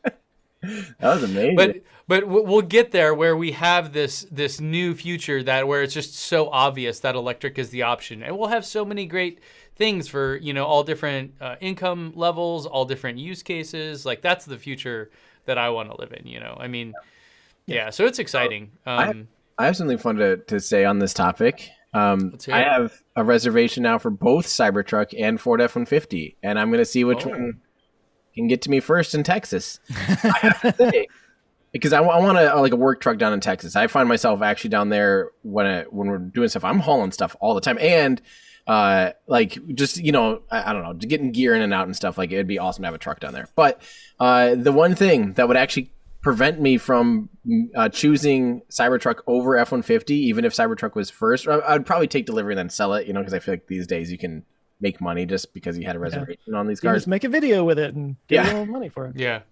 But I need to have vehicle to grid down there. Like that would be amazing for the Texas studio to be able to plug in. Yeah. Ford F-150 is coming with that default, and Elon has not said it. It's a trim level you have to add, but you would be getting it anyways. Yeah, because I imagine you'd get kind of the maxed out one. Yeah. A nice one. Yeah. Like, so if Cybertruck isn't going to be capable like that right from the get go, and if it's not just sure we'll unlock that. Like, I want that. I really want that. After the winter of, you know, Texas last year, like that's a big value. I'm getting some solar panels finally, dude. I'm in the process right now. Yeah, awesome. When I did the F-150 first impressions, that to me, I was like, this is the biggest mic drop thing that they could have done. Mm-hmm. Like anybody that doubts Ford, just look at those specs and the price and and who they're targeting. They knocked it out of the park. It's epic. And it's funny, I get in it and I go, I am so lost in the sea of buttons and things. Because but when I was there, I went out to Austin and you know, got to sit in it and sit with the chief product engineer, Linda Zhang, I think is her last name. Anyways, you're sitting there and she's going, yeah, I was telling her this. I'm like, this seems so crazy. She's like, I get it. But if you've been driving an F-150 your whole life, this is what you're used to. This is an F-150. Yeah, this feels normal to you. So if we made these big radical changes to like what buttons are on the steering wheel and stuff, it would be a harder sell to people that are already F-150 owners, and that's what we don't want to do. Mm-hmm. We want this to be the most popular F-150 ever sold. So this is almost like I love you for saying that. First off, you know. Yeah, this is like the anti-Tesla strategy, I guess. Whereas Tesla is like, we're going to make everything as weird and different as possible, and Ford is just like, well, make the same thing that everybody loves, It's the top selling car ever. Familiar. So Yeah. let's just make it easy for them. And that's again why I think the Cybertruck and the F-150 are for completely different buyers. Yeah. You know, it's like they both can completely coexist. Totally fine. I keep telling people that I think if we talked about this on the show, all it's going to take is next fall when F-150 electric F-150s are in people's hands and they're tailgating. The F-150 front gating is going to be the most popular. Like that is going to make so many people just go. It has a cooler in the front, and you can plug a TV in here, and you can put this and this, and like what just it'll be mind-boggling. Like they will have, and a lot of people like when you go to tailgates, people will set up like miniature homes in the parking lot, basically. Like you will be able to do more with that pickup than anything else, really, without having to run a generator or anything, and it's going to be amazing. And people are going to lose their mind; they're going to love it, and that right there will be like, I think that's actually what I'll have for the next one. They're going to be selling so many of them. That's what I was saying. They will sell every single one they make. Absolutely. Yep. It's the fastest truck that Ford makes. Like smoking the Raptor makes the Raptor look silly. Like, why would you buy the Raptor? Well, the fastest vehicles they make, period. Well, I mean the GT and stuff. But yeah. But point being, like, it's epic what they're doing, and I'm so hyped on all of it, man. I mean, it's just really, really great to see these different options out there. I know everyone wants to jump onto their, tribe and say that one sucks because of this one, because I like this one better, whatever. I don't, as somebody that's totally agnostic, I do not care. I'm so happy that we have very good options coming out, because that is the future that I want to live in, one where all the cars are electric and they're powered by renewable energy and things like that. I mean, and to your point about tailgating or with the vehicle to home charging stuff, I mean, this is legit, like, gonna save people's lives. It's not a joke. Like what was it? Hurricane Ida came through, I think, and just knocked out power for something like 10 days, where it was over 110 degrees every single day. Mm-hmm. I mean, there's this great podcast from Marketplace called How We Survive, and it's about climate change and stuff. And they were interviewing a guy down there that has Tesla Powerwalls and solar panels, and he set up like a little outlet thing station out front that was like device charging, public. Like people would come 10 days, no power, no nothing, no FEMA, no nobody, right? His house is running and fine and all that. And so he even he said he ran an extension cord to his neighbor who had like an oxygen machine because he was elderly and all this, to like literally keep him alive. Right. And so imagine if we can fast forward here, and Ford says they'll be in volume production, whatever that means, in spring of next year. So the good thing about Ford is that they can literally just be like, oh, we got 1 million pre-orders. Cool. Let's just switch over 5 new factories tomorrow and get this thing up and running and make 100,000 of them next year. Of the supply chain. They might not have the battery supply chain, but they have all the rest of the way to make a truck. Exactly. Yeah. So they're like compared to, say, a Rivian, where it's like you got one factory, it's just slowly churning up. So Ford can like switch on a dime here. But imagine, fast forward a few years, and we've got a couple 100,000 of these out there, 1 million of these F-150s out there, and hurricane comes, polar vortex comes, the next, climate change induced mega storm comes. Climate change. I mean, just regular big storms suck. This tech of this vehicle to home stuff, and just even having outlets galore, can literally save people's lives. Like, I can't imagine the Cybertruck coming out now and not having it. Like, what a big miss that would be, right? Especially considering how good Tesla is at all the stuff that they already do. To put it into perspective, so I was talking to Ryan Chalinsky, again, Cosmic Perspective. I'm like, dude, I want vehicle to grid. And he's like, well, why does it matter? And I'm like, he's like, it's not going to have enough power to run your house. I'm like, totally is. I'm like, Powerwall's 13 kilowatt hours, Yeah. And this has like 10 times that. It's literally like 10 Powerwalls in this vehicle.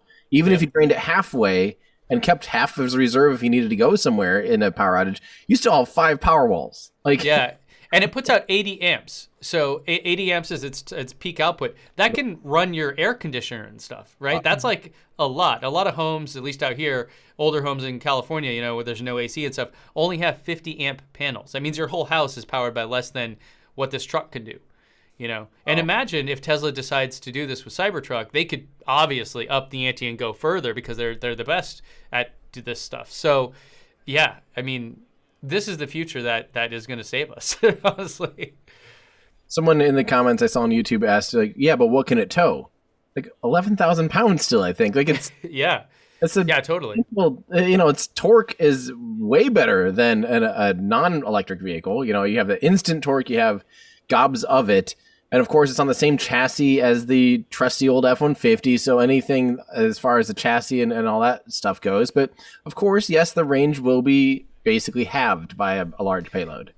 Yeah, towing. So there's two things that people bring up a lot as sort of throwing shade on this whole thing or whatever, right? Is that long distance road trips in EVs are harder than gas cars. That's true. And towing things sucks. That's also true. Yep. Okay. Those are your two things where, like, and this is what I said in my lightning video. If your job is to say haul cattle, right? And you live, you're in Texas, you're, taking cattle to the slaughterhouse or whatever, it's a thing.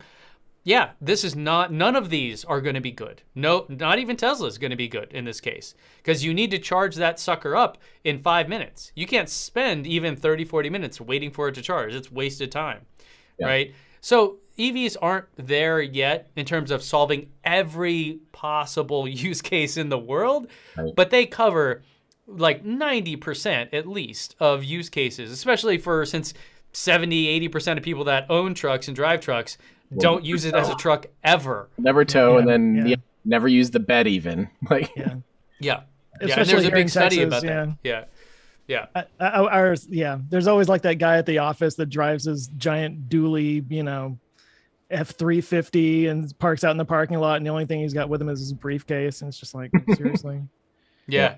But wait, they've always tried to, like, the naysayers have always neighed about EVs not being able to do all these random edge cases that no car can do everything, But I remember, like, in the early days, I guess right after Model S came out, CNBC, who has always been so great about Teslas, this has always been something that just stood out. I probably talked about it before, but the guy was like, yeah, but I mean, if you were going to drive across the Sahara in that thing, there's no way you'd get there.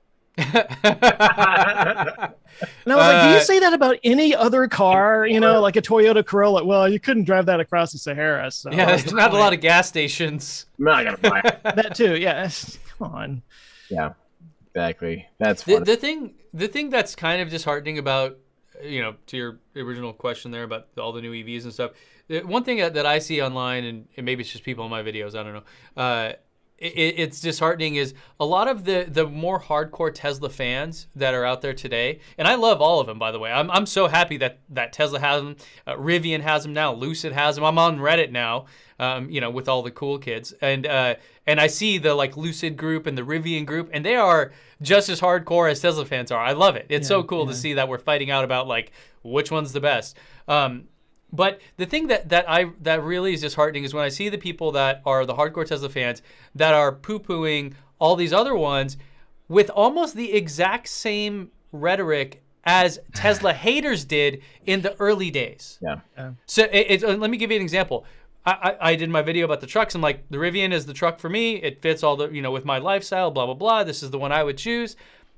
So many comments. Oh, yeah, but there's no charging network. You'll never be able to go on long distance road trips. That's exactly what all the gas car people said about Tesla when they started, right? And literally the exact same thing. And then it's like, oh, well, they don't have any service centers. Where are you going to get it serviced? The exact same thing that all the Tesla haters and all the gas car, people said in the beginning of Tesla. So it's really kind of bizarre. There's probably some psychological effect here. Like there's that podcast Hidden Brain, where they talked about this, how when people immigrate to a country and then they become like, part of the country and citizens and blah, blah, blah. Then like fast forward 3-4 years, new immigrants coming to the country, those people are haters on them. Like, you can't come here. This is my country. Yeah. It's kind of like that same weird effect of like all the hardcore Tesla fans now sound exactly like the Tesla haters of the old days on every other EV company. And that's disheartening because that's not the point at all. Right. The point is that some things are going to be, people are going to like certain things over the others. And that as long as we have good options that are legit and aren't these like greenwashing type things where it's like just for show, I think we should all be for all of them. Really. Yeah. You know? Well, and sort of the corollary to that, I started to say this earlier when you were talking about people being tribal. People are always going to be tribal. Yeah, you know, it's who we are. Whatever group they're a part of is the best group in the world, you know. But at least all these different tribes have their own EVs now. Yeah, exactly. You That's know, what the I'm Ford like, guys go! have their EV, and Hyundai has their EV. You know, like they've all got their own, you know, EV option, which is cool. Man, Hyundai is looking strong, by the way. Yeah.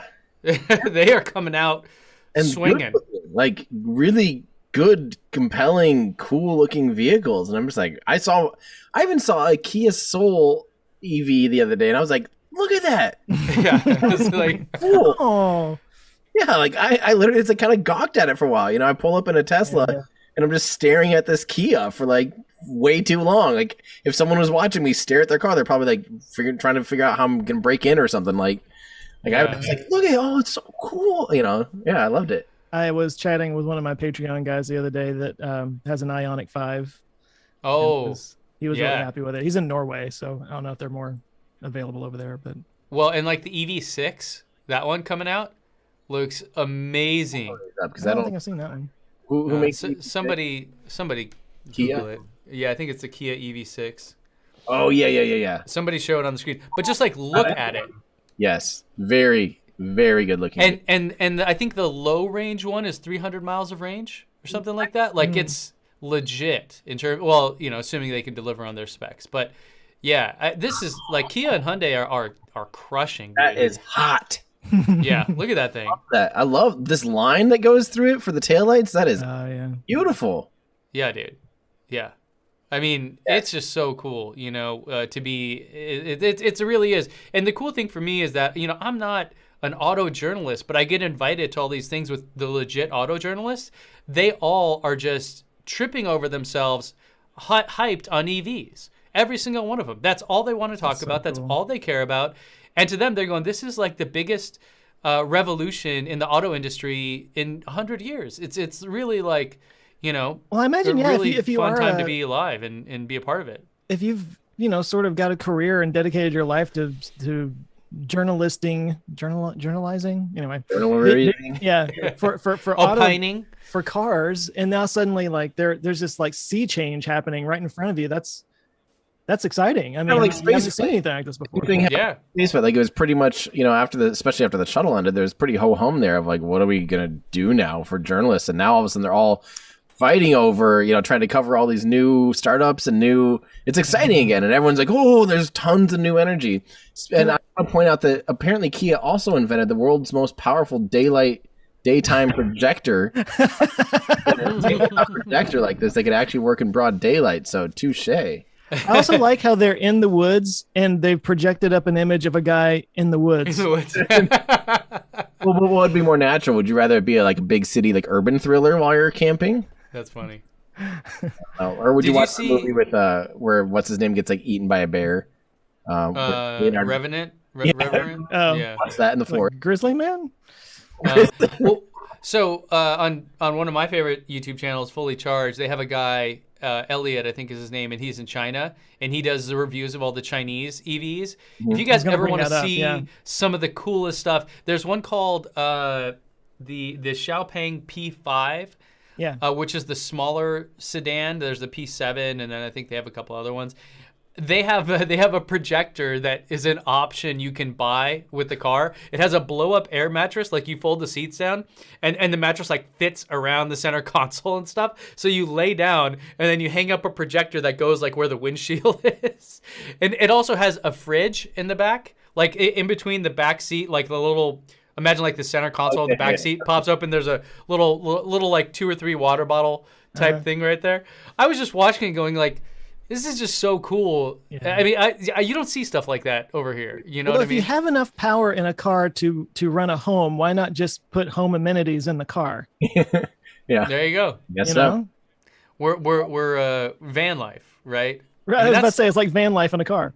Yeah, that's still a thing that I think no one's I haven't seen. I mean, because Tesla's not doing that; they're doing the Semi, and then Ford has the electric Transit, but that's like purely a commercial vehicle, not at all designed to be for consumers. Maybe they'll come out with one day, but I think that's kind of a cool untapped space. It's super niche. Like, it's definitely not like how we're going to make the most money, but if you could have an electric like Sprinter van, that would be dope. So I gotta find this. that would be a good play for Rivian if they're making those Amazon trucks. Oh yeah, totally. And Just that's right up convert their some alley. of those to like, it is right up their alley with the whole outdoor, The adventure stuff. thing. Yeah. 100%. Yeah, those guys are you so listening? cool, by the way. Like I went out to Breckenridge and I was there for a couple days with them in this off-road trip. And the vibe I got from them was kind of like early Tesla vibes. It was really cool how like literally we're just hanging out. RJ, the CEO's there. We're just telling stories of whatever, crazy adventures we went on in our life. It was totally chill. It wasn't like a more traditional OEM where you come to a presentation and they have 85 slides and blah, blah, blah. You have to sit there for 3 hours. Then you get a 10-minute ride in the car. It was not like that at all. It was just like, hey, we're all just a bunch of car nerds hanging out. These are some cool cars. They rented out this whole like lodge thing. It's actually called Lodge.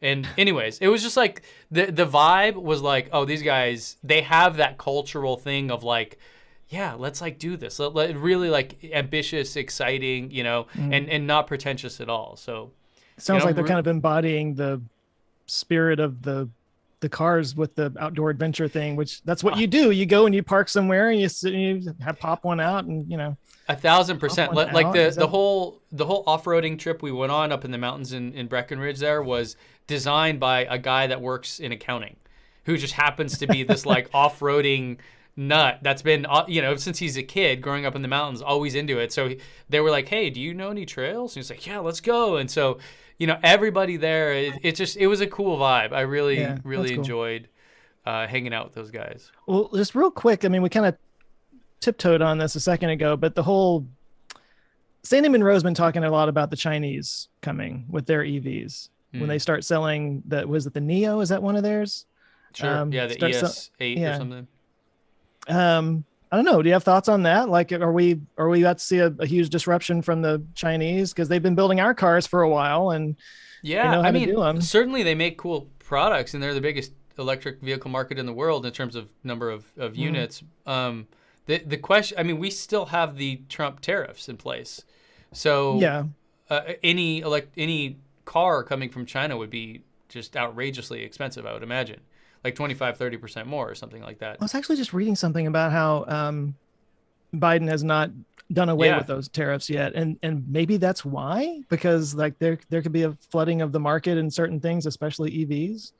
Well, but I think a car like an electric, something like that would be probably, from the little I know about economic policy, that would probably fall under a traditional kind of tariff thing. Right, that wouldn't be weird. And in fact, a Chevy being sent from the U.S. to Europe to be sold has the value-added tax and everything like that, right? So I would say that that's probably normal. I don't know. Maybe it's extra high right now. But yeah, I mean, certainly, I think it would be cool if we can get Chinese EVs over here, excluding geopolitical tensions aside, just like the technical side of it, I think it would be really cool because again, it would spur more competition, which creates a better market and forces the Toyotas and Hondas of the world that are kind of the laggards here to get on board with this whole thing. So yeah, true. Back to the EV camping thing. Did you guys happen to see this? This is like the most beautiful thing. I want this so bad. It's this form camper that obviously it's the prototype, but I think this is about the coolest design I've seen, where it's nice and sleek when it's put away, and it's easy to take off, and it looks like you can just easily drive away from it, and it's kind of self-sustaining, but it's a really smart design where the part that's on the ground, the stand-up part, has a nice little mini bathroom and everything. I didn't even realize that it was compatible with other vehicles. That totally makes sense, derp. But then basically over top of the bed, it makes a bed over the bed.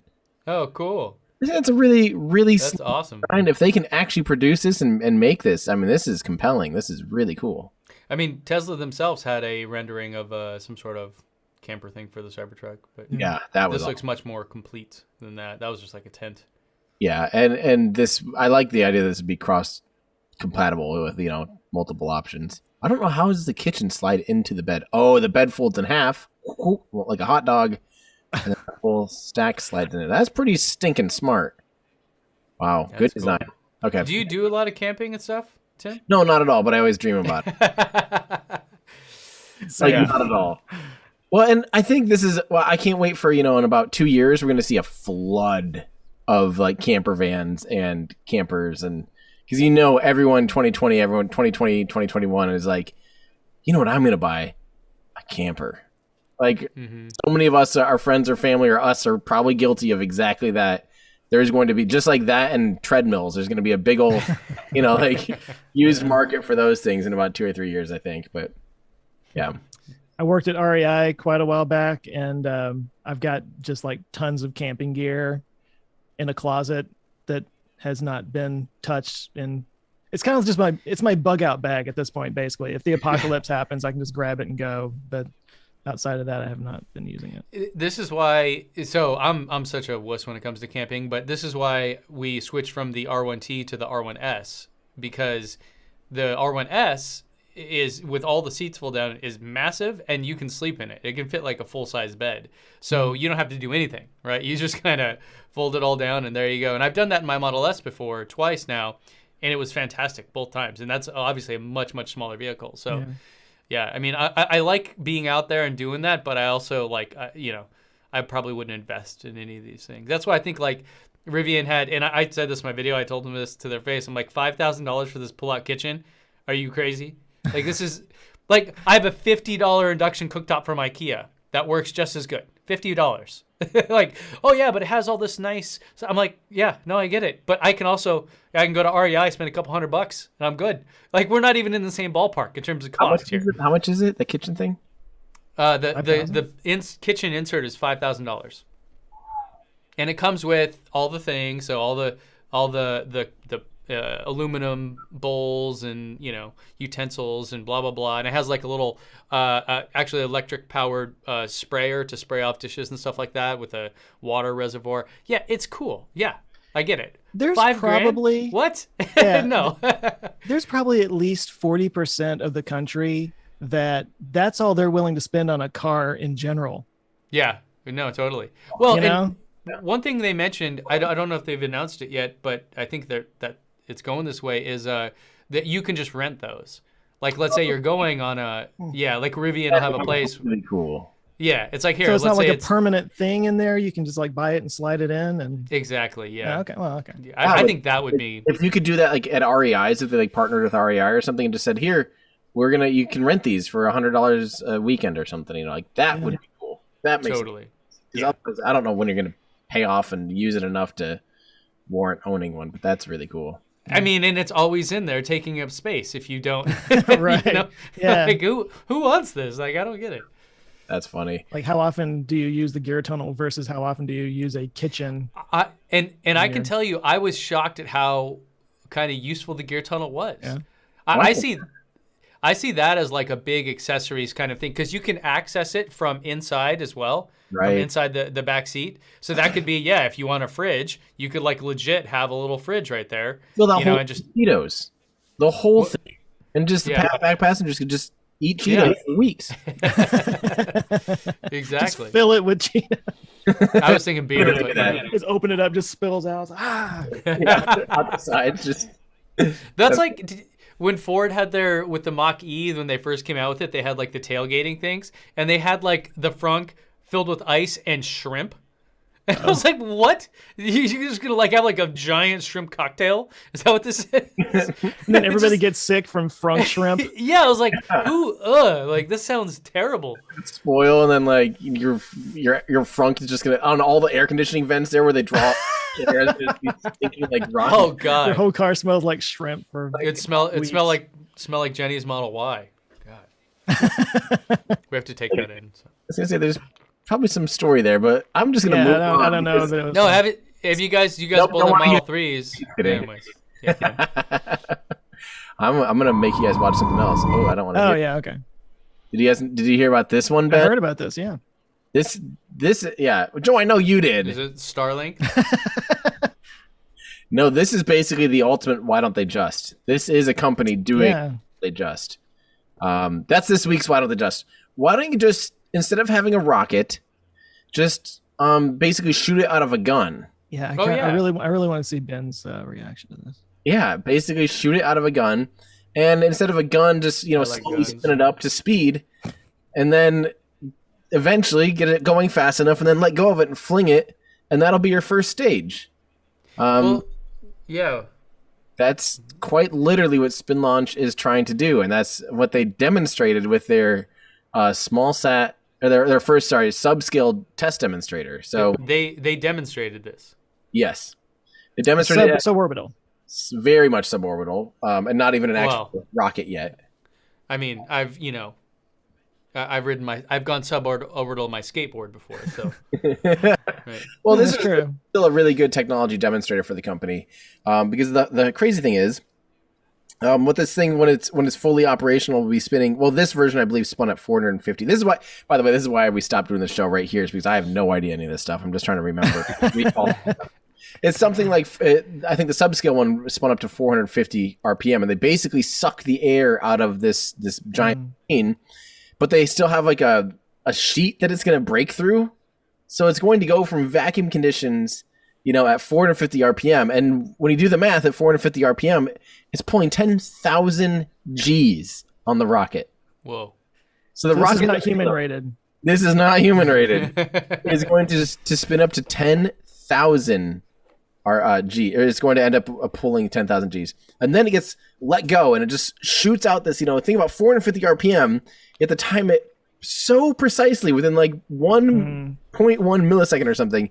Has to make it out that opening. If you miss that, you're going to smack into the wall and all this stuff. It's properly bonkers. This is definitely, there's a reason why this hasn't been done before. Yeah. But the implications of if this does scale up well, and if you can design rockets around those kind of forces, apparently, and you can, like Scott Manley pointed out in his video about it, that literally a phone can actually handle 10,000 Gs. A lot of consumer electronics can handle 10,000 Gs, just not all at once. But if you bring it on slowly, like they would be doing, it's actually not that obscene. But it's just the whole thing is like I come back to the whole like, what's easier, this or just making a first stage? Well, so okay, so people have been making similar arguments for doing like a railgun Yeah. launch system. Okay, help me out here, Tim. Yeah. If you yeeted something at orbital velocity from the ground, would it not just explode? Yes. Just burn up in the atmosphere? I mean, so in order for something like that to work, I mean, like the spin launch thing, it yeets it up. Yeets is the perfect word for it. But it gets up, up to the upper anyway. But it's got a rocket on it that takes it the rest of the way. Yeah. Yeah. So you would have to have something like that. Oh, yeah, in a railgun situation or an EM launch situation, or else it would just explode. It would just vaporize in the middle of the air. Definitely. They're already definitely pushing the limits of like thermal loads on this thing when it ejects from the vacuum and into the atmosphere. Like that's probably their biggest limiting factor on the actual velocities. Like, how fast can this thing be going? Are you able to go hypersonic and not have it, literally explode from heat when it hits the atmosphere? I saw Scott's video, and they had like a thermal camera on that thing, and you could see it just start glowing as it goes up into the air because it was catching so much friction. I think that was another missile that he was showing that like goes hypersonic. Oh, okay. But it's limited. Same idea. Is its thermal load because of air compression and thermodynamics. Like it's definitely a massive problem. So I'll be really impressed if they actually pull it off. By the way, we are oh, there he is. There we go. We were vamping for you. Well, I forgot to plug in the camera to an actual power source. So because it's been that long since we've done this, so I went over Amazing like it lasted what this happened. long. Yeah. Anyways, Funny. no, I think I did see this, and I remember us talking about the railgun idea. Yeah. And no, I mean, I love it if it would work. What kind of payloads could you actually send up though? So that's the thing is like, yeah, you can design a payload around this, but is it cheaper to make a payload that can handle 10,000 Gs than it is to hire a company that only gives you 5 or 10 Gs maximum, you know? Like, that's a big difference. But then again, it is actually easier to make a relatively heavy, dense, you know, that's probably fairly reasonably easy, is like to make a rugged satellite versus a super hyper lightweight one. So if they can trade off like, hey, don't worry about mass on this. You know, we got plenty of payload potential, but it has to be able to handle 10,000 Gs. But I think those two things are kind of arguments. Like, it still has to be really lightweight, like 50 kilograms or something. And also it has to be able to handle 10,000 Gs, you know. This is how we're getting James Webb up, right? This is the plan. Oh, God. Jeez. Oh. It'll be another decade. They call off the launch next month and they're like, let's do the spin launch thing. I think we could get that to L1, right? Yeah. No, it seems cool. It seems cool. I mean, you could do it would be electric powered, right? So you could power it with solar and stuff like that. So that's kind of neat. You could have the energy efficiency wise, like, you know, you can get that, you can put a lot of energy into that without much energy getting put into the system, as far as, and you know, that could all be motors and solar panels and renewable energies and stuff, big batteries, whatever. Yeah.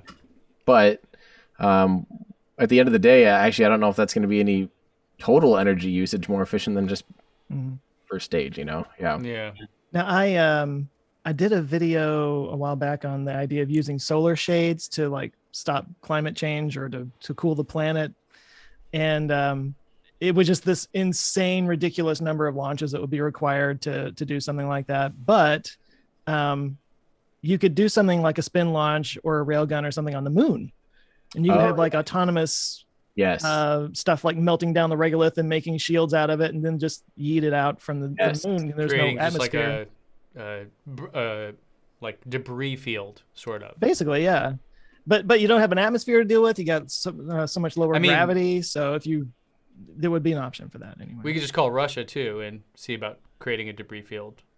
You know. Yeah, we're gonna get to that eventually. They seem to be doing well at it. Too soon. Too soon. Here's my question about that. What were they trying to prove? Like, was there anybody in the world that didn't think that they could do that? Can we recap what it is so people? Yeah, I'll let Tim know. It was a direct satellite. It's DASAT, which is like a direct ascent satellite acquisition target or something. I don't remember, something like that. But basically, without like getting into orbit and then targeting, you literally you take something that's orbital and you directly intercept it without any like, you know, once around or anything, like just run into it. It's a way to take out a satellite, or, you know, if you can do that, you can do anything. You know, that's like the ultimate. If you can knock something out of orbit from the ground in a single shot, like, you can do anything. The U.S. has done this test before. Not great. India about 2 years ago. Not great. I remember talking about it when India did it. Don't do this. The big difference with this one is India actually launched a satellite to shoot down, and they did it into very low Earth orbit, like only like maybe 200 kilograms, kilometers or something. Like, it wasn't very high. It was pretty low. Like, that payload's wouldn't have existed very long in those conditions. It would have just deorbited. Russia shot something down at like 400-ish kilometers, which is a lot higher. Therefore, the debris from it stays on orbit, like, it's not infinitely longer, but way longer. From years, like, there's literally only one trackable piece of debris from that India test 2 years ago. This will take like decades for the debris to clear up, to naturally deorbit. And they actually had to move the ISS to avoid, like, in an emergency, like they had to get it out of the way, right? Yeah, I heard they had to go into their little escape pod things or something like that. Yeah, they had to shelter in place in their capsules, basically, like hugging their spacesuits. You know, that if they, you know, depending on the risk of things, if they have to, they had to close up the docking ports and the hatches, seal the hatches, and move away on their Dragon capsules and Soyuz capsules. Do we have civilians up there right now? Not civilians. They're all professional astronauts right now. Okay. Like, there were people up there though. But there's cosmonauts. Like, there's Russian cosmonauts two of them up there right now. They're like, hey. They're like endangering their own. Cedar Falls native up there. You got to take care of it. My guy Raja is up there right now. Like, but in like 3 weeks, you'll have Yusaku Maezawa flying to the ISS. Oh, really? Yeah. Oh, I didn't know that. Soyuz, yeah. I've been watching his YouTube. He has a really cool, actually, YouTube channel, like lots of like vlogs. He's the guy doing Dear Moon? Dear Moon, yeah. Yeah. But he actually has, he's actually flying on Soyuz to the ISS for like 9 or 10 days or something. And he has like all these training videos and stuff, like him putting on the spacesuit and doing zero-G stuff. And it's really cool, actually. Why Soyuz, though? That seems weird. Apparently he booked this flight like 6 years ago. Oh, there you go. It's now, like, came to fruition. Like when he booked the flight, Crew Dragon wasn't even an option. But it just now is an option, I guess. So I guess the cool thing is, by the time he does Dear Moon, he'll be an actual astronaut. He'll be a trained astronaut, because to fly on Soyuz, like, it's not just a joyride. Like, you have to be able to operate the vehicle, basically. So, Tim, so how many Crew Dragon launches have there been now? 3? Since we last spoke, there's been 3 more. So there's been 5 in total. Are we, and I just hate to even think this, but it seems like that's a lot that are happening really fast. And, there was a term for this that we used back in the shuttle days. Launch fever or whatever. Go fever. How? Just please calm me down and tell me that that's not happening again. No, it's very much they're following their schedule. We had DM2 in May or something of 2020. Almost 6 months later is when we had Crew 1, and then that got into the rotational aspect. Every 6 months we take and basically swap out Dragon capsules, swap out crews. And that's exactly what we've been following since November last year. Then it was May again this year or whatever, and then it was again November for Crew 3. But meanwhile, they did sneak in Inspiration 4, which was a totally private mission and completely free flying. They did not dock to anything. They were free flying for 3 days, just in Dragon on its own, without a toilet.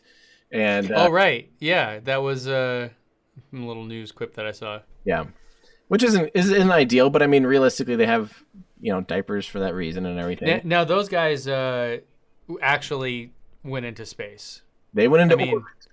Okay, yeah, but the whole Branson and Bezos thing was, it's questionable, right? Yeah, it's not the same. It's just simply right, not the same. I guess it's not to say it's not cool or anything like that. And it's not to say you're not going to have an amazing experience on one of those vehicles. Right.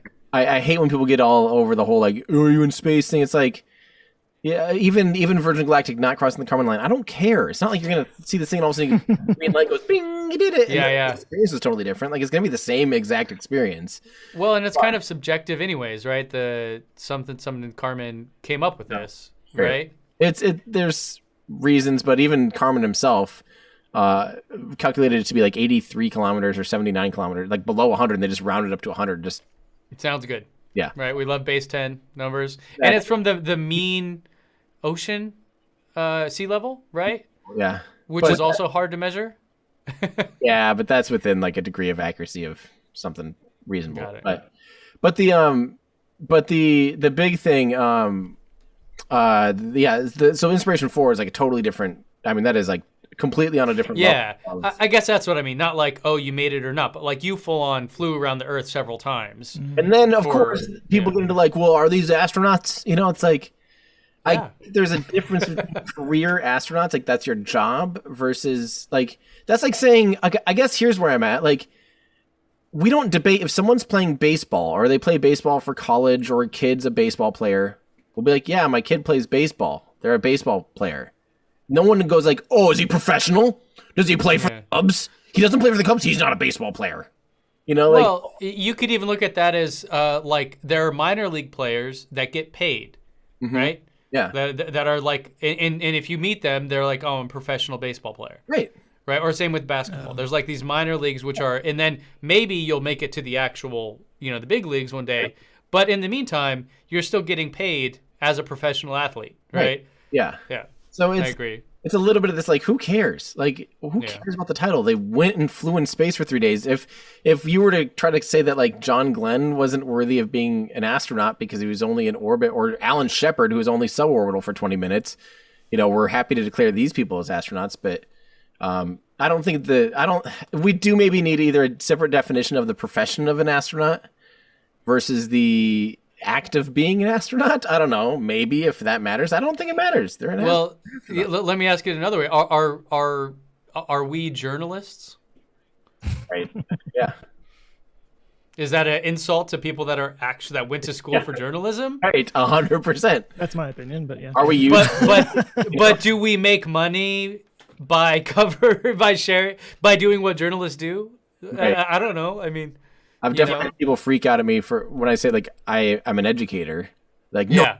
no, it's like, well, yeah, you're right. I'm not an educator, but I teach people stuff. Show me your certification.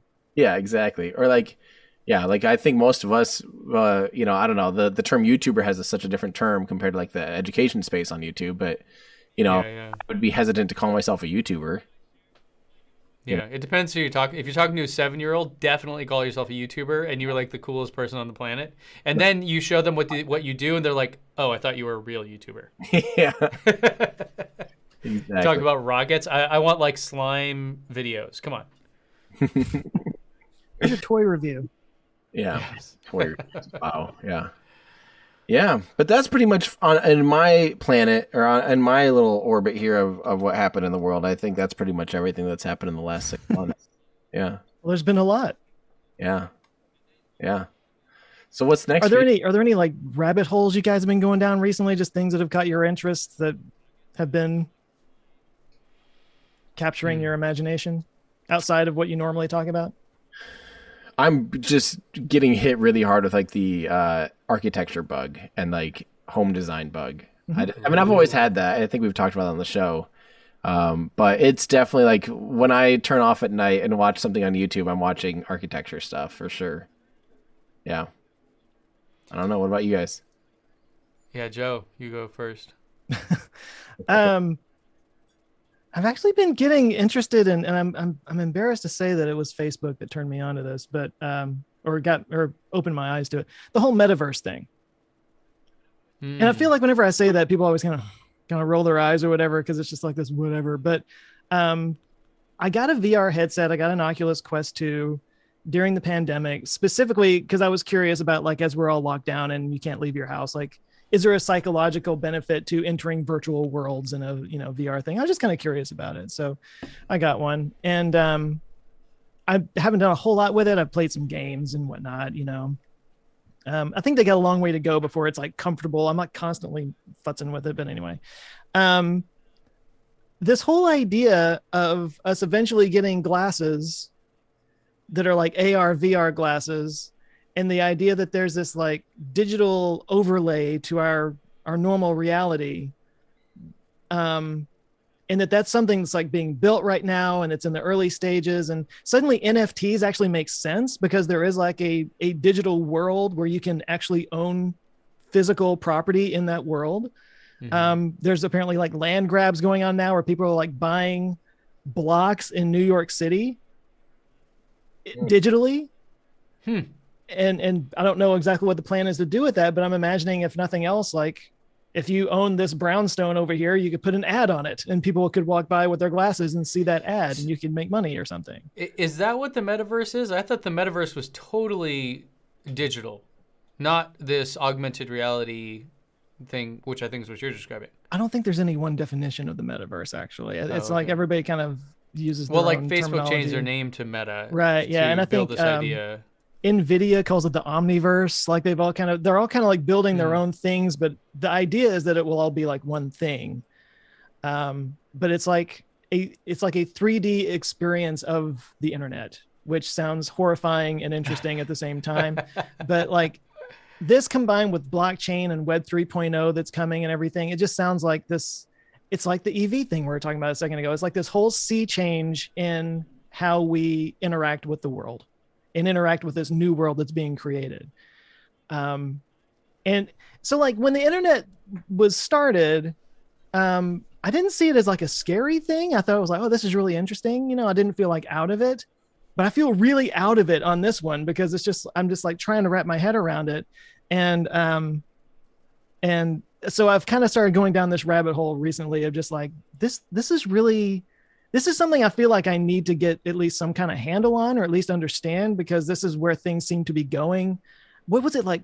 I think Facebook spent like, I may be saying the wrong number here. It doesn't matter, but it was like 200 or 300 billion dollars on this metaverse project.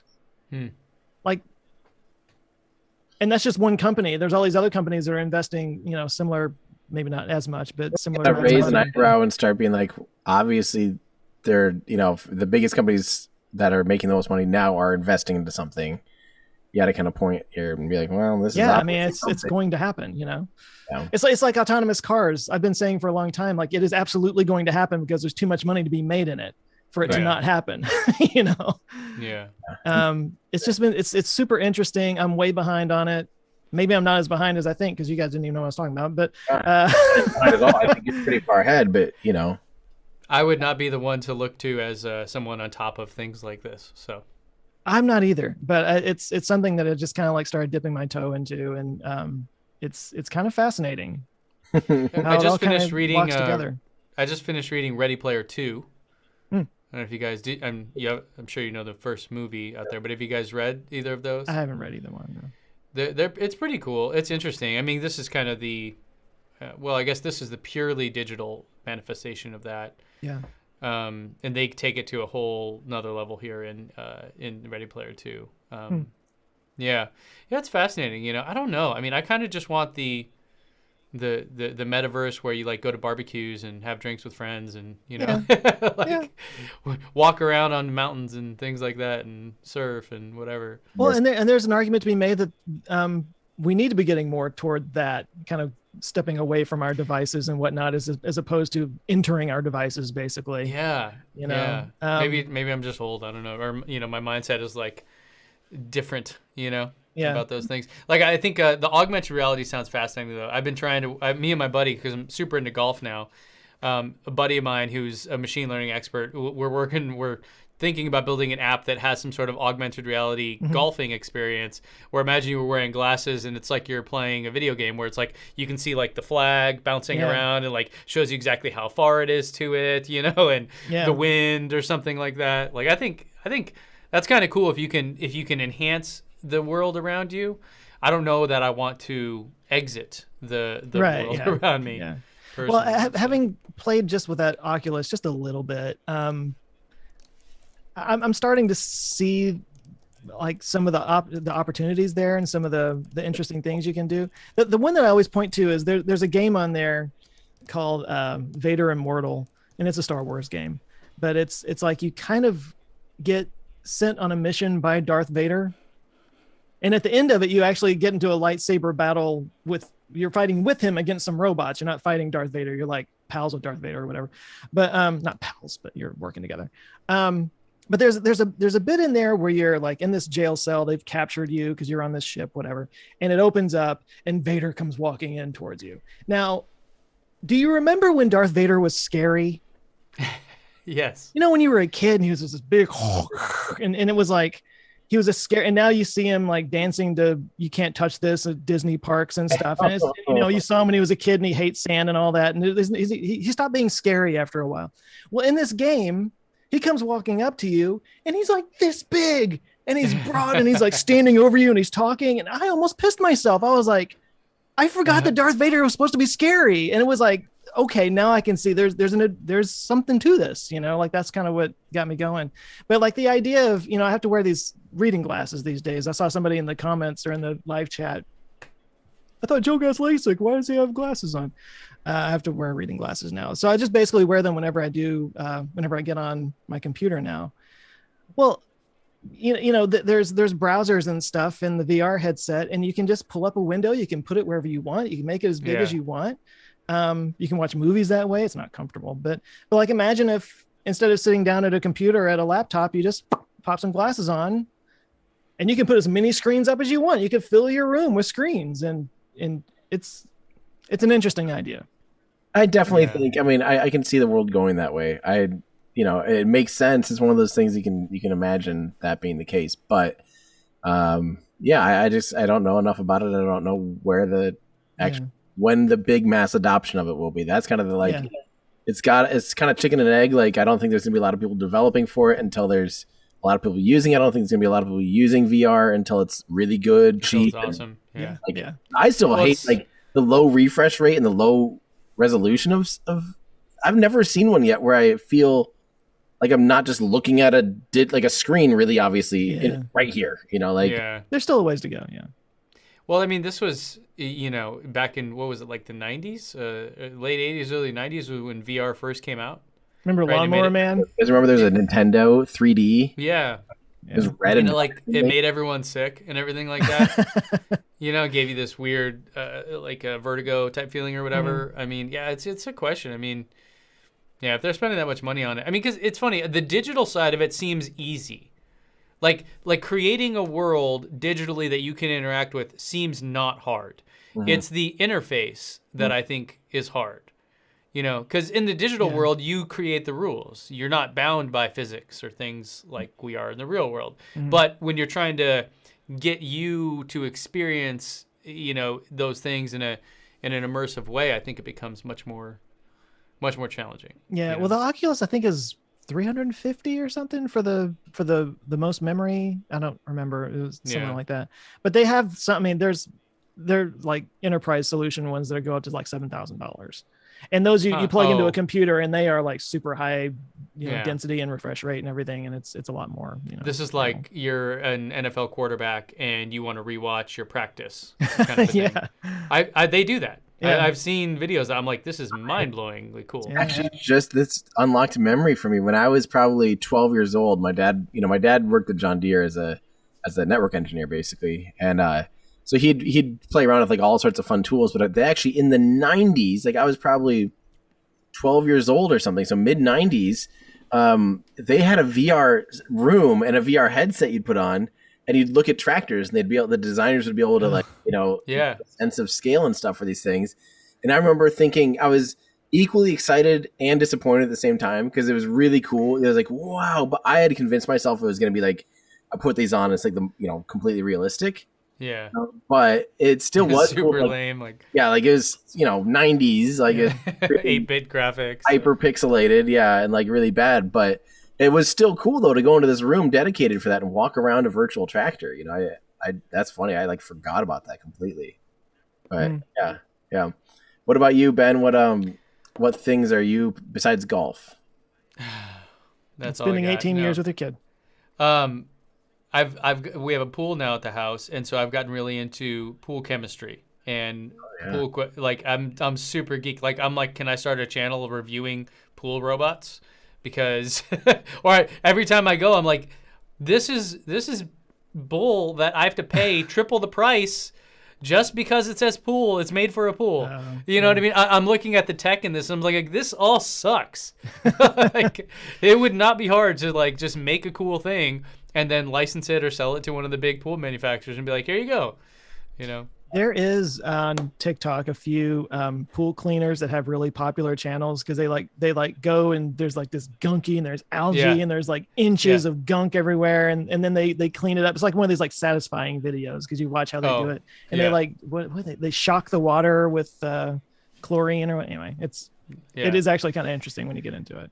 It's just one of those things that like and Jenny, my wife, was like, oh, why don't we just hire a pool guy? And I was like, absolutely not. Like, not on my dead body. Like this is my, it's funny because I don't know, as when you buy a house and thing, this, like, you get these, like, one of my friends, Kevin, he has this, like, now the largest gardening channel on YouTube, amazingly. But it was the same kind of thing. I go over to his house. I'm like, so you're not interested in like having like a grass area for your dog or anything, right? And he's like, no, why would I ever have a yard or a lawn? This is like gardening area. And I'm like, oh, okay, there you go. So yeah. So I don't know, because ecologically better use. Yeah, I mean, anyway, so we I've gotten into all the like homeowner stuff. I bought like every power tool you could imagine. We're like really getting into woodworking. We're like building all of our own furniture for the place and things like that. So you know, I'm still really hyped on the idea of like, how do you live sustainably, but not just talk about $100,000 cars or whatever, Yeah, you know, yeah. just like the little things that really make a big difference. So, and I know that kind of does fit within my kind of channel and topics I usually talk about, but to me, it's just like, there's so much there and no one talks about it. You know what I mean? Like, so I'm really interested in that. I'm going to do a whole series on it. No idea if anyone's going to care, but hopefully a few people watch and get something out of it, you know? I definitely think that I would love to see a focus on trying to find that great level of not having to change your lifestyle and not having to spend a butt ton of money. You know, make it so that people can continue their life as is, and it can be an affordable option for, you know, not just rich people to be able to live sustainably. Like, that's going to be that sweet spot. And I think if you can kind of do a series where you're trying to look for that in things, would be really, really fun, because I think that's when it really starts to matter. It's like, oh, I actually have like lawnmowers now. I mean, almost everyone on my street I'm seeing has, like, you know, an EV Go or whatever they're called, like the green. That's a charge-in. That's a not a charge. Yeah. Well, but you can it's plug your called car something into like your that, yeah. lawnmower, As and then you can charge. EV green or something. And I'm amazed at, like, wow, this adoption rate's actually picking up really quick, because they're compelling options now, you know, and it's really cool. It has to be better for the consumer. That's the ultimate test. You can make something that's like super green or whatever, but if it's too expensive or if it's a pain in the ass or whatever, fail. It's not going to work. This is why we still have people to hold out saying, "Oh, I can't just hop in my car and drive 6,000 miles across the Sahara." It's like, fine, but you have to make the experience and better and economical and whatever. You know, I think that's what it comes down to. That's why, yeah. So, anyways, I'm excited about covering that kind of stuff, because I think it's underserved, but it'll have a bigger impact on the world. Like, people, like, it's probably not a good idea for everyone in the world to let's say you have a newish car, to go dump that off and buy an electric car. It's probably not the best thing, right? You should probably just wait until you need a car and then get an electric one. And but in the meantime, you can update and change. Engineering Explained did a really good job with that video, actually. There's a great graph. You would love to on that, of like, here's my car now. What's better, to buy a different car that has better gas mileage, or an EV or whatever? And he shows, like, it's really cool. It's really, I love Jason's videos. I mean, and you know, one of the funny things is gas prices are like through the roof right now. And you, as a consumer, have absolutely zero control over this. Yeah. I mean, what are you going to do? Drive further to get cheaper gas and waste gas getting there and back? I mean, it doesn't make sense, right? So, and you're just totally hosed. There's nothing you can do. You know, you can be angry at a politician if you think they're the cause of it or whatever. But when you have an electric car, I don't really care what what the gas prices are doing, or what OPEC decides if they want to, you know, increase or decrease production or whatever, right? This is one of the big things about electric cars that people don't realize, is that it gives you so much control over your own life, and that's really, really cool. So, yeah, I don't know. I mean, to me, I'm really interested in all these things. Like the water panels was a big one, where it was like, this is legit, like, amazing tech. This isn't just like a better lawnmower. You know, this is like something that you've never heard of, that no one you know has. You know, and we got new neighbors at our other house, and they're just like, what is that? That is amazing. Do I need that? And I'm like, no, you don't. You can just buy a reverse osmosis system. It's way cheaper. It's fine. But if you're in like the Navajo Nation and you don't have running water, this is a great option for you. You know what I mean? So I really love to find things like that are actually working, you know, because there's a lot of concepts of these things and you're like, okay, sure. But when you can see it and do it, I think that'll be the key. So, yeah, I look forward to that. Yeah, I do too. You guys got any? So Tim's doing your big video. Joe, any other big projects coming for the holidays? Not really for the holidays. I do have, I didn't really talk about this earlier, but I've got a little podcast of my own that I've started. It's tentatively titled Conversations with Joe. I launched the one with Andy Weir, because I've already talked to him before, at the beginning of this month. There's another one that was going to come out today, but we're pushing it a little bit just to get all the branding and marketing stuff together on it, because I kind of like, I tend to just jump in with both feet and not stop and be like, oh, maybe I should set this up correctly. That's the only way to do it, man. Yeah. But anyway, so I guess I can reveal it. It's with Neil deGrasse Tyson. Yeah. Awesome. So that's the idea, is like, it's a chance for me to just talk to some interesting people. And so I've got 3 recorded so far, and I've got more on the way. And obviously, you guys are welcome on there anytime you want. But, are you gonna do like the proper seasons and stuff, or is it just gonna be an ongoing kind of a thing? I hadn't thought about that. Honestly, I was just gonna do an ongoing thing. I did. So I did a podcast as well, but it completely unrelated to this. It's all about data science and stuff like that, like learning data science and all these kind of experts in the field. And we're doing seasons. It's the greatest thing on the planet. I'm telling you right now. Like our next season, we're shooting in early January, and I've got 2 weeks lined up to shoot the entire season. Oh yeah. And then I'm done for like 3 months. Okay, well, I hadn't thought about it in that way in terms of seasons, but that was part of it. Was that like it's something that I can just record several of them in a couple of weeks and then release them every 2 weeks and just kind of have some regular content going out. So yeah, I mean, I didn't put it in the terms of seasons, but it was the same idea. Yeah, kind of batch record instead of just being on the grind all the time. Yeah, exactly. That's cool. And I'm not putting it. I'm putting out clips of it on YouTube, and I'm not going to release the actual podcast on YouTube. I'm trying to have something outside of YouTube, not to have all my eggs in one basket, kind of thing. So, spreading things out a little bit. Yeah, that's what I got going on. Videos, like always. Like I said, I'm trying to get ahead on things so I can take a little time off during the holidays, but nothing holiday related. I don't think that I've got going on. Yeah, that's very cool. I'm working on something else for the holidays that. I've actually been working on it all year. You guys, I think Ben, you probably for sure, maybe Andrew. Do you guys know Jada products like Tesla Jada? Yeah. Roger from Jada. Yeah. EDA. Right. Working on this is just a working prototype, like a pre-mold prototype. But we actually are building our own like Falcon 9 that we're going to be selling. And so it's going to be made out of metal, like die cast properly. So it's not going to be fragile, highly detailed. It can actually like sit on, and you can take the legs and actually fold it all up and everything. And, I'm really excited for this but what I'm most excited about is that it'll all be painted and everything in metal and looking really good and all that stuff. But what I'm excited about is we're doing this at 1/100th scale. And then this will be the first, hopefully, of many rockets, because my whole rocket collection is not to scale with each other. And that really bugs me. That I was talking about it earlier. I'm like, I don't know how big this is compared to that. Like how cool to be just holding 2 things and be like, this is how big it is compared to the space shuttle or the Saturn V or the Electron or whatever, like everything to 1/100th. So this is the first one we're trying to do. Oh, cool.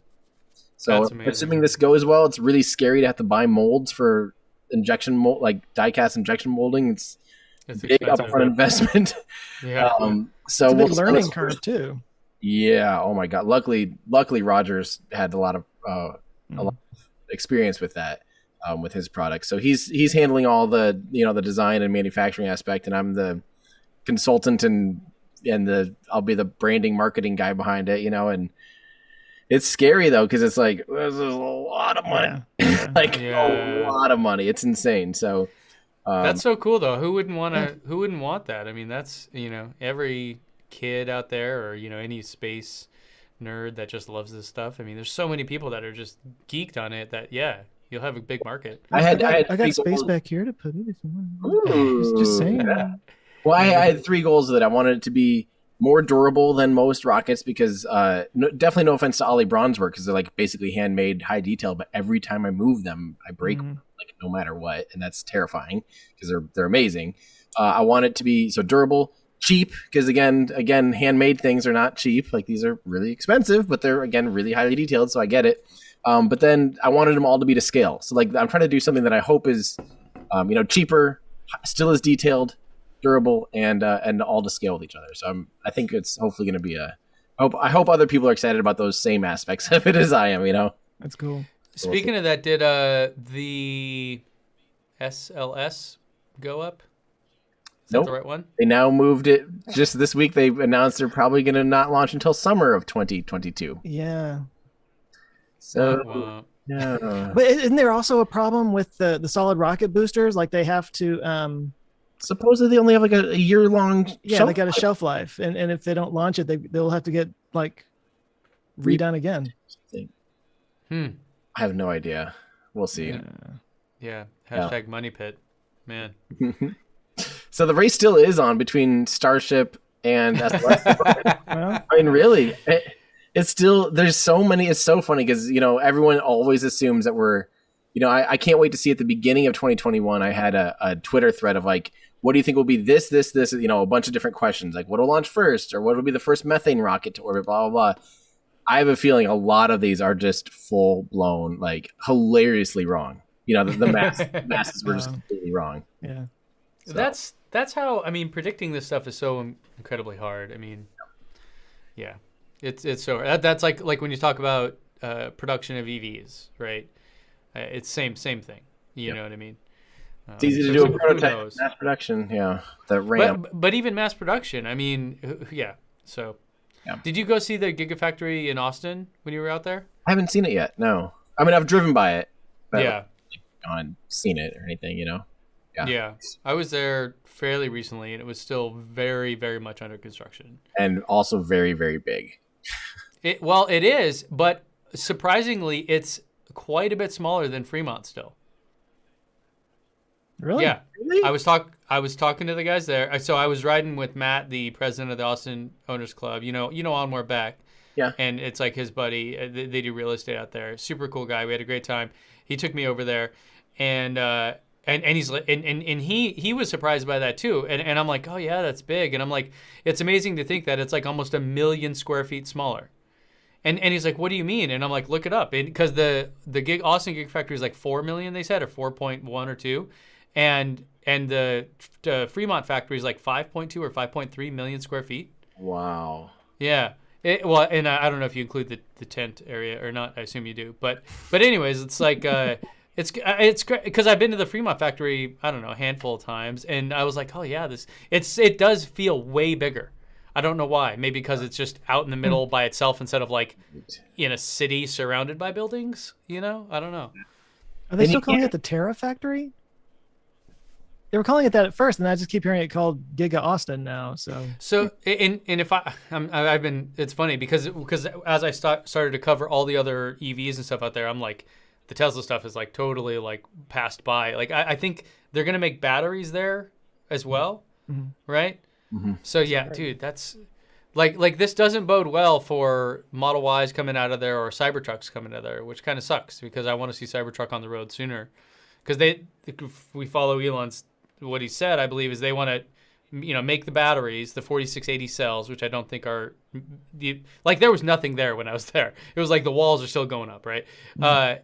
And then make Model Y there, which obviously makes sense because that's your big money maker, and then make Cybertruck there. I'm like, dude, this is, if we get like one Cybertruck out of there next year, that would be a miracle, I think. Like it is so far, but and that sucks because I cannot wait to see Cybertruck on the road. I think it's going to be the coolest thing. That is going to be the most mind blowing thing. I think if that really comes to fruition within the next 2 to 3 years and we start seeing thousands of these on the road, that's going to be nuts. Yeah, definitely. Well, it's funny how we've gotten used to seeing Teslas in general on the road. I remember once upon a time it was just like, oh, there's a Model 3. It's a Model 3. Yeah, definitely. Yep, that's fine. And even the front nose, how like it didn't have a grill at all, because remember the 3 actually was the first one to just nose, and then the S kind of adopted it. And I remember being like, what are they doing? And like I actually had like nightmares about it. Like I literally like was dreaming about like and then like by the time it came around, I had already completely gotten used to it and already completely loved it. And the other cars looked outdated, that's just how that works. Same with fashion, same with anything, And that's why when they revealed the Cybertruck, and I was like, what is this thing? But I was like, but you know what? I kind of felt that way about the Model 3 at first too, in a lot of different ways. And now I love it. And so many other car companies are emulating it and stuff. So it's like. Yeah. It'll be really interesting to see how it all, but yeah, I can't wait to see him on the road. It's going to be the coolest thing. Yeah. I just hope the interior gets updated, man. The one I rode in was a prototype, let's say, right? I really hope there's more to it than just one screen the yoke wasn't even like the Model S yoke. It was like a, tiny little, teensy wincy little. It was just like a little toy car when I was a kid. Yeah. So I would imagine they would at least do the same yoke as the S and X or something similar to that because it was just too much. Yep. Well, guys, I love seeing you both. Yeah. Great catching I up. missed you guys. Yeah. I think we should try to make this a quarterly thing. That'd be fun. I'm in. How would the audience feel if we did this again? Yeah, and let us know, audience, what you want us to do with our lives. Speaking of the audience, just real quick, I did see some super chats come through. We were in the middle of doing our thing, and I didn't get a chance to say. And if I had the time, I would pull them all up, but I don't. But I just wanted to say thank you to everybody who dropped a super chat. That was totally unnecessary, but very appreciated. Yeah, definitely. Because I don't Is even. there a way to see them? I don't even. I don't even know. I think, yeah, you got to go into like the analytics later. I mean, I could just scroll up the live chat, but it cuts off after a certain point. So yeah. Yeah, but so I apologize for not calling you out, but we do appreciate it. Yeah, seriously. But thank you, and thank you guys for tuning in with us. And everybody in the live chat saying they don't want to see us do this again. So, They're all saying like, no, please. like, if you once a month even think about something, I'll punch you. I keep seeing that over and over. So, yeah. Punch you in the dick. It's been really fun catching up. So, and I've missed you guys, and it'll be fun to do it again. And hopefully soon we can try to figure something out in person too. Definitely. That would be fun. Yeah. That I would love. Yeah. Let's make that happen. Yeah. I'm gonna hug you guys. Next time So we're doing hard. it in person. Let's do that next time. I'm in. Sounds All good. right. Whoever has the best weather in the winter, we can just like wear. Hey, I might be up for that now if I'm down at Texas. Well, it's really cold where Tim Tejas. is, and I won't have power. So Back to San Diego. Yeah. Yeah. Awesome. cool. All right, guys. Happy holidays to everyone Oh Yes. yeah. and to you guys, and till next time, I guess. Everything or do, I don't know. Yeah. All right. I don't know how we're going to end this either because we don't have like a Yeah, we don't. list scene or anything. All the little presets and voice stuff is gone. I've like just That's going to do it for our Ludicrous future. November. Future. All right. Bye, everybody. Bye. Bink.